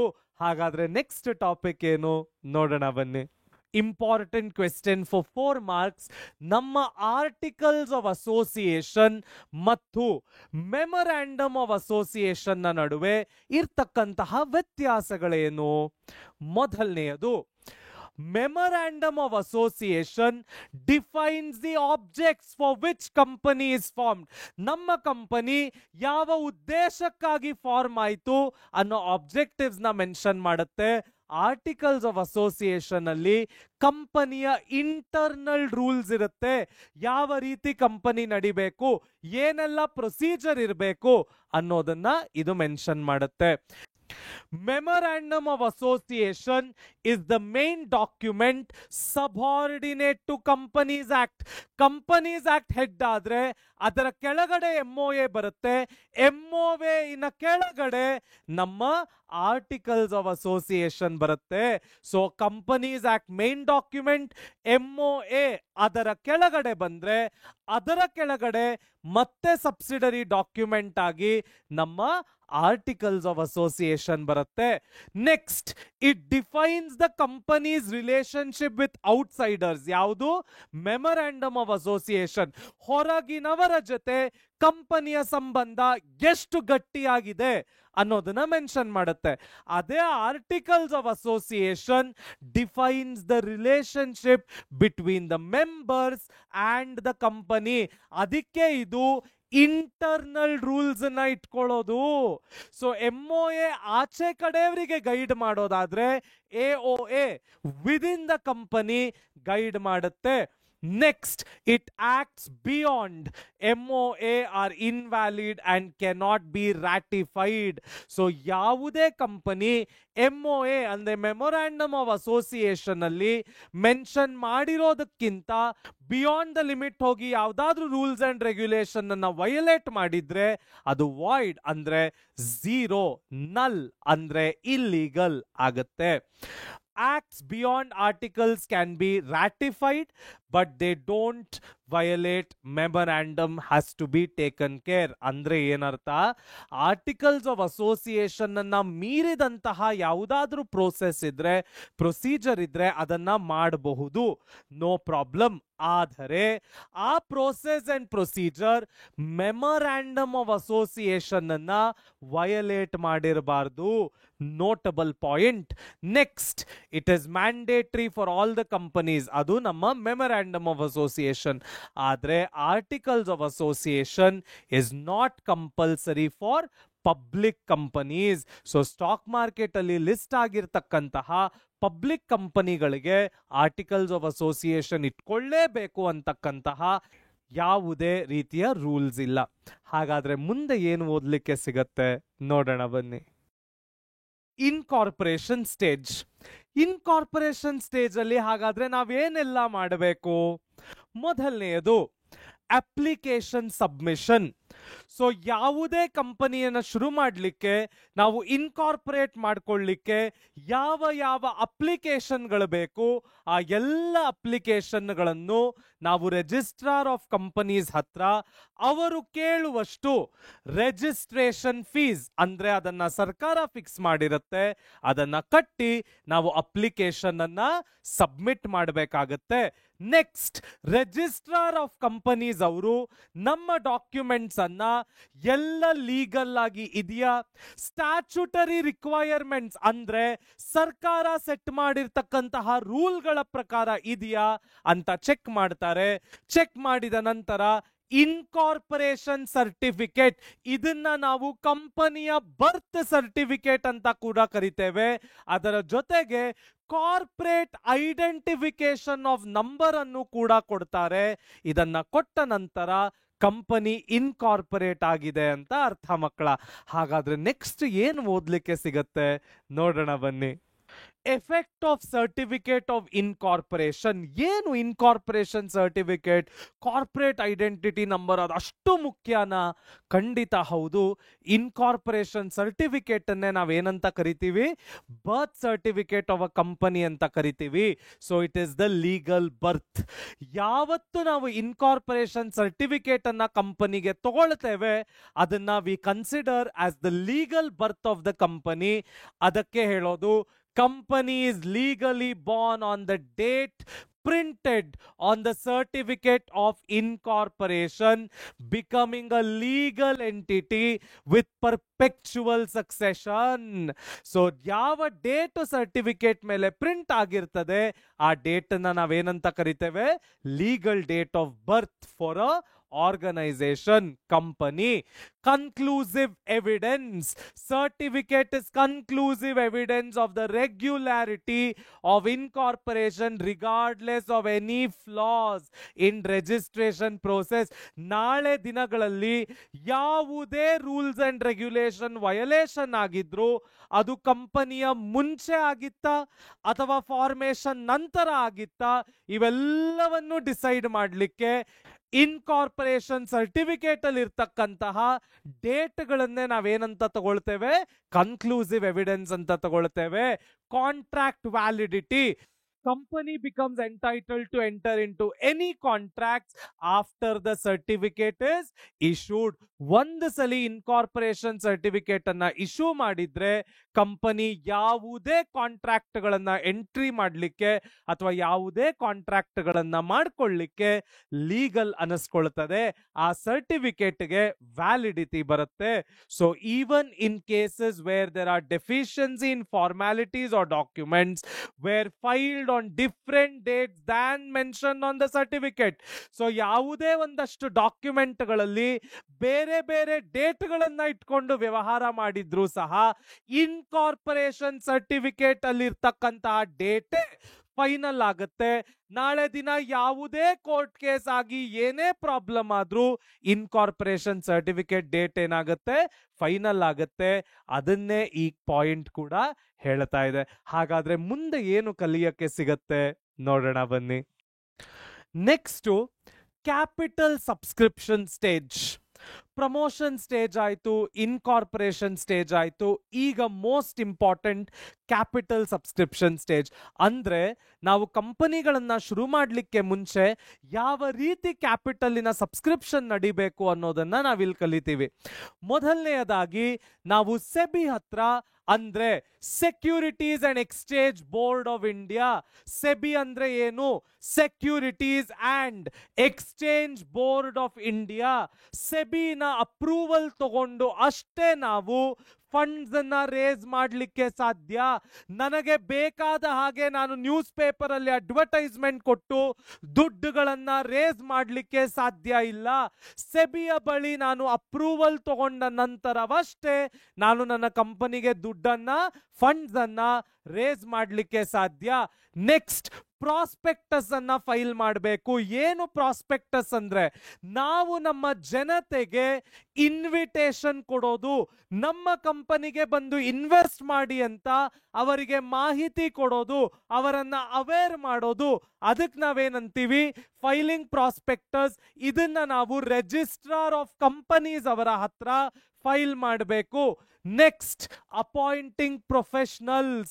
ನಾನು ದುಡ್ಡಿನ ವ್ಯವಹಾರ ಮಾಡಬೇಕಾದ್ರೆ ಆ ದುಡ್ಡಿನ ವ್ಯವಹಾರವನ್ನ ನೋಡ್ಕೊಳ್ಳಿಕ್ಕೆ ಯೋಗ್ಯವಾಗಿರ್ತಕ್ಕಂತಹ ವ್ಯಕ್ತಿಗಳನ್ನ, ಅಂದ್ರೆ ಬ್ಯಾಂಕರ್ಗಳನ್ನ, ಬ್ರೋಕರ್ಗಳನ್ನ, ಅಂಡರ್ ರೈಟರ್ಗಳನ್ನ ಅಥವಾ ಆಡಿಟರ್ಗಳನ್ನ ಅಪಾಯಿಂಟ್ ಮಾಡಿಕೊಳ್ಬೇಕಾಗತ್ತೆ. ಸ್ಟಾಕ್ ಎಕ್ಸ್ಚೇಂಜ್ ಅಪ್ಲಿಕೇಶನ್ ಅನ್ನ ಯಾವುದೇ ಶೇರ್ಗಳ ಜೊತೆ ಡೀಲ್ ಮಾಡಲು ಇಟ್ಕೊಳ್ಬೇಕಾಗತ್ತೆ, ಫೈಲ್ ಮಾಡಬೇಕಾಗತ್ತೆ. ಫೈನಲ್ ಆಗಿ ನಾವು ಶೇರ್ಗಳನ್ನ ಅಲಾಟ್ ಮಾಡಬೇಕಾಗತ್ತೆ. ಯಾವುದೇ ಒಂದು ಪಬ್ಲಿಕ್ ಕಂಪನಿ ಪಬ್ಲಿಕ್ಗೆ ಶೇರ್ಸ್ ಅನ್ನ ಅಲಾಟ್ ಮಾಡ್ತಾ ಇದ್ದಾರೆ ಅಂದ್ರೆ ಅವರು ಏನು ದುಡ್ಡನ್ನ ರೇಸ್ ಮಾಡ್ತಾ ಇದ್ದಾರೆ ಅದಕ್ಕೆ 90% ಅಷ್ಟು ಜನರ ಅಪ್ಲಿಕೇಶನ್ ಸಿಕ್ಕಿರಬೇಕು.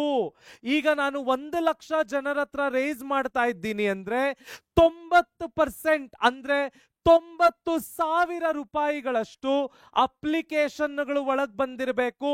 ಅದನ್ನ ನಾವು ಮಿನಿಮಮ್ ಸಬ್ಸ್ಕ್ರಿಪ್ಷನ್ ಅಂತ ಕರಿತೀವಿ. ಏನು ಅಮೌಂಟ್ ನನಗೆ ಅಪ್ಲಿಕೇಶನ್ ಸ್ಟೇಜ್ ಅಲ್ಲಿ ಸಿಕ್ಕಿದೆ, ಆ ಎಲ್ಲ ದುಡ್ಡನ್ನು ಒಂದು ಸಪರೇಟ್ ಬ್ಯಾಂಕ್ ಅಕೌಂಟ್ ಅಲ್ಲಿ ಇಡಬೇಕು. ಅಲಾಟ್ಮೆಂಟ್ ಆಗೋ ತನಕ ಯಾವ ಅಪ್ಲಿಕೇಶನ್ ದುಡ್ಡು ಮಿಸ್ಯೂಸ್ ಆಗಬಾರ್ದು. ನಾನೇನು ಪಬ್ಲಿಕ್ ಕಂಪನಿ ಆಗಿ ದುಡ್ಡನ್ನ ರೇಸ್ ಮಾಡ್ತಾ ಇದ್ದೀನಿ, ಅದಕ್ಕೆ ಮಿನಿಮಮ್ ಸಬ್ಸ್ಕ್ರಿಪ್ಷನ್ 90% ಅಷ್ಟು ಜನರಿಂದ ಬಂದಿರಲೇಬೇಕು. ಇಂಟ್ರೆಸ್ಟಿಂಗ್ ಫ್ಯಾಕ್ಟ್ ಅಲ್ಲ? ಹಾಗಾದ್ರೆ ನೆಕ್ಸ್ಟ್ ಏನು ಓದ್ಲಿಕ್ಕೆ ಸಿಗತ್ತೆ ನೋಡೋಣ ಬನ್ನಿ. Preliminary contracts. ಹೆಸರೇ ಹೇಳ್ತಾ ಇದೆ, ಪ್ರಿಲಿಮಿನರಿ ಅಂದ್ರೆ ಮುಂಚೆ ಅಂತ ಅರ್ಥ. ಪ್ರಿಲಿಮಿನರಿ ಕಾಂಟ್ರಾಕ್ಟ್ಸ್ ಅಂದ್ರೆ ಏನು? Contracts entered into by promoters with the third parties on behalf of the company before the incorporation. ಅದಕ್ಕೆ ನಾನೊಂದು ಪದ ಉಪಯೋಗಿಸಿದ್ದು ಮುಂಚೆ.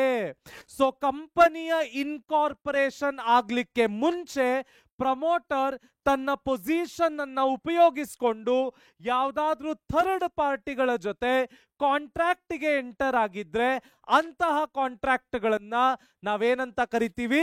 ಪ್ರಿಲಿಮಿನರಿ ಅಥವಾ ಪ್ರೀ ಇನ್ಕಾರ್ಪೊರೇಷನ್ ಕಾಂಟ್ರಾಕ್ಟ್ಸ್ ಅಂತ ಕರಿತೀವಿ. So these contracts are made during the promotion stage when the company is still being formed. Company ಇನ್ನೂ formation ಆಗಿಲ್ಲ, ಆಗುವಂತಹ ಸೂಚನೆಗಳಿವೆ. ಆ ಟೈಮಿನಲ್ಲೇ ಈ ತರಹದ ಕಾಂಟ್ರಾಕ್ಟ್ಗಳನ್ನ ಮಾಡಿಕೊಂಡ್ರೆ ಅದಕ್ಕೆ ನಾವೇನಂತೀವಿ? ಪ್ರಿಲಿಮಿನರಿ ಕಾಂಟ್ರಾಕ್ಟ್ ಅಂತೀವಿ. ಇದರ ಲೀಗಲ್ ಸ್ಟೇಟಸ್ ಏನು? ಈ contracts are not legally binding on the company once it is formed. The company cannot be force to honour these contracts. So ಕಂಪನಿಯ ಫಾರ್ಮೇಶನ್ ಆದ್ಮೇಲೆ ಕಂಪನಿ ಕಾಂಟ್ರಾಕ್ಟ್ಗಳನ್ನ ಆನರ್ ಅಂದ್ರೆ ಒಪ್ಪಿಕೊಳ್ಳೇಬೇಕು ಅನ್ನೋ ಯಾವ ರೂಲು ಇಲ್ಲ. ಅಲ್ಲೇ ಅವರು ಆ ಕಾಂಟ್ರಾಕ್ಟ್ಗಳನ್ನ ವಾಯ್ಡ್ ಅಂಡ್ ನಲ್ ಮಾಡಬಹುದು, ಅಂದ್ರೆ ಅದಕ್ಕೆ ಯಾವುದೇ ಎಫೆಕ್ಟ್ ಇಲ್ಲ ಅಂತ ಡಿಕ್ಲೇರ್ ಮಾಡಬಹುದು.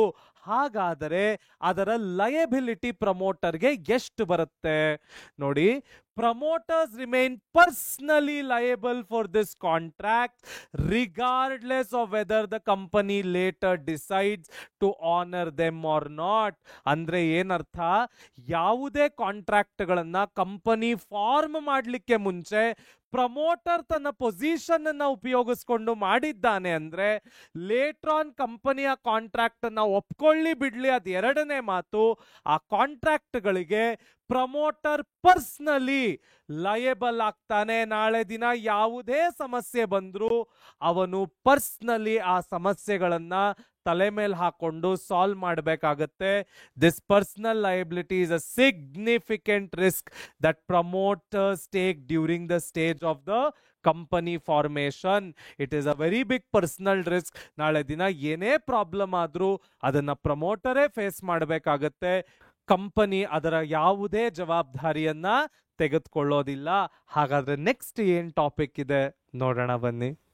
ಮುಂದಿನ ಟಾಪಿಕ್ 1% ಕಂಪನಿ ಮತ್ತು OPC. ಏನು 1% ಕಂಪನಿ ಅಂದ್ರೆ ನೋಡಿ, ನಮ್ಮ ಭಾರತ ದೇಶ ಹಲವಾರು ಸಣ್ಣ ಸಣ್ಣ ಆಂಟ್ರಪ್ರೆನ್ಯೂರ್ಗಳಿಗೆ ಒಂದು ಅದ್ಭುತವಾದ ದೇಶ. ಹಲವಾರು ಚಿಕ್ಕ ಚಿಕ್ಕ ಆಂಟ್ರಪ್ರೆನ್ಯೂರ್ಗಳು ತಮ್ಮ ಬಿಸ್ನೆಸ್ ಅನ್ನ ನಡೆಸ್ತಾ ಇದ್ದಾರೆ. ಅವರ ಬಿಸ್ನೆಸ್ ಅನ್ನ ನೆಕ್ಸ್ಟ್ ಲೆವೆಲ್ಗೆ ತಗೊಂಡು ಹೋಗಿ ಕಂಪನಿ ಮಾಡಬೇಕು ಅನ್ನೋ ಕನಸನ್ನು ಹೊತ್ತಿದ್ದಾರೆ.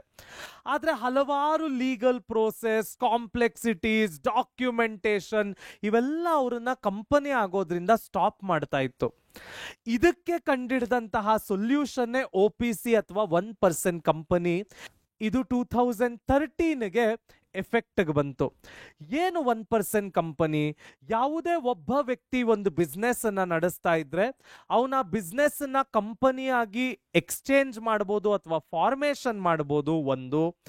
ಮತ್ತು ಇದರಲ್ಲಿ ಇರ್ತಕ್ಕಂತಹ ಒಂದು ಇಂಪಾರ್ಟೆಂಟ್ ರೂಲ್ ಏನಂದ್ರೆ, ನಾಳೆ ದಿನ ಕಂಪನಿಯನ್ನ ಯಾರು ರಿಜಿಸ್ಟರ್ ಮಾಡಿದ್ರು ಆ ಮನುಷ್ಯ ಸತ್ ಹೋದ್ರೆ ಅವನ ಪರವಾಗಿ ಯಾರು ಕಂಪನಿ ನಡೆಸ್ತಾರೆ ಅನ್ನೋ ಡಾಕ್ಯುಮೆಂಟ್ ಅನ್ನ ಅವನು ಸಬ್ಮಿಟ್ ಮಾಡಬೇಕಾಗತ್ತೆ. ಸೊ ಇದಕ್ಕೆ ನಾವೇನಂತ ಕರಿತೀವಿ, 1% ಕಂಪನಿ ಅಂತ ಕರಿತೀವಿ. ಸೊ ಹೆಸರೇ ಹೇಳ್ತಾ ಇರೋ ಹಾಗೆ it is a single member entity. ಒಬ್ಬನೇ ಒಬ್ಬ ವ್ಯಕ್ತಿ ತನ್ನ ಕಂಪನಿಯನ್ನ ರಿಜಿಸ್ಟರ್ ಮಾಡಿ ಶುರು ಮಾಡೋದಕ್ಕೆ 1% ಕಂಪನಿ ಅಂತೀವಿ. ನಾಳೆ ದಿನ ಅವನು ಸತ್ ಹೋದ್ರೆ ಅಥವಾ ಅವನ ಇನ್ಕೆಪಾಸಿಟಿಯಲ್ಲಿ ಬೇರೆ ಯಾರು ಕಂಪನಿಯನ್ನ ನಡೆಸ್ತಾರೆ ಅನ್ನೋ ಡಾಕ್ಯುಮೆಂಟ್ ಅನ್ನ ಅವನು ಸಬ್ಮಿಟ್ ಮಾಡಬೇಕಾಗತ್ತೆ. It is a limited liability protection. ನಾಳೆ ದಿನ ಏನೇ ಪ್ರಾಬ್ಲಮ್ ಆದ್ರೂ ಅವನ ಪರ್ಸನಲ್ ಅಸೆಟ್ಸಿಗೆ ಕೈ ಹಾಕೋ ಹಾಗಿಲ್ಲ, ಅವನ ಕಂಪನಿ ಅಸೆಟ್ಸಿಗೆ ಅಷ್ಟೇ ರಿಕವರಿಗೆ ಸಾಧ್ಯ ಇದೆ. Legal requirement, only Indian residents residing in India can start a 1% company. Operational limitations cannot engage in NBFC ಅಂದ್ರೆ ನಾನ್ ಬ್ಯಾಂಕಿಂಗ್ ಫೈನಾನ್ಷಿಯಲ್ ಆಕ್ಟಿವಿಟೀಸ್. ಸಾಲ ಕೊಡೋದು, ಫೈನಾನ್ಸ್ ಬಿಡೋದು, ಇವಕ್ಕೆಲ್ಲ ಇದನ್ನ 1% ಕಂಪ್ನಿ ಅಂತ ರಿಜಿಸ್ಟರ್ ಮಾಡಿಕೊಂಡು ನಡೆಸಲಿಕ್ಕೆ ಸಾಧ್ಯ ಇಲ್ಲ. ಇಂಟ್ರೆಸ್ಟಿಂಗ್ ಅಲ್ಲ? ಸೊ ಹಾಗಾದ್ರೆ OPC ಅಂದ್ರೆ ಏನರ್ಥ? 1% ಕಂಪನಿ ಅಂತ ಅರ್ಥ ಮಕ್ಕಳ. ಹಲವಾರು ಟಾಪಿಕ್ಗಳನ್ನ ಕಲ್ತ್ವಿ, ಹೊಸ ಹೊಸ ಟರ್ಮಿನಾಲಜಿಗಳನ್ನ ನೋಡಿದ್ವಿ. ಏನಾದ್ರೂ ಡೌಟ್ ಇದ್ರೆ ಕಾಮೆಂಟ್ ಸೆಕ್ಷನ್ ಅಲ್ಲಿ ಹಾಕೋದನ್ನ ಮರಿಬೇಡಿ. ಲೈಕ್, ಶೇರ್ ಅಂಡ್ ಸಬ್ಸ್ಕ್ರೈಬ್ ಮಾಡಿ. ಎಲ್ಲರೂ ಕಲಿಯೋಣ, ನಲಿಯೋಣ, ಬೆಳೆಯೋಣ, ನವ ಕರ್ನಾಟಕದ ನಿರ್ಮಾಣ ಮಾಡೋಣ. ಧನ್ಯವಾದಗಳು.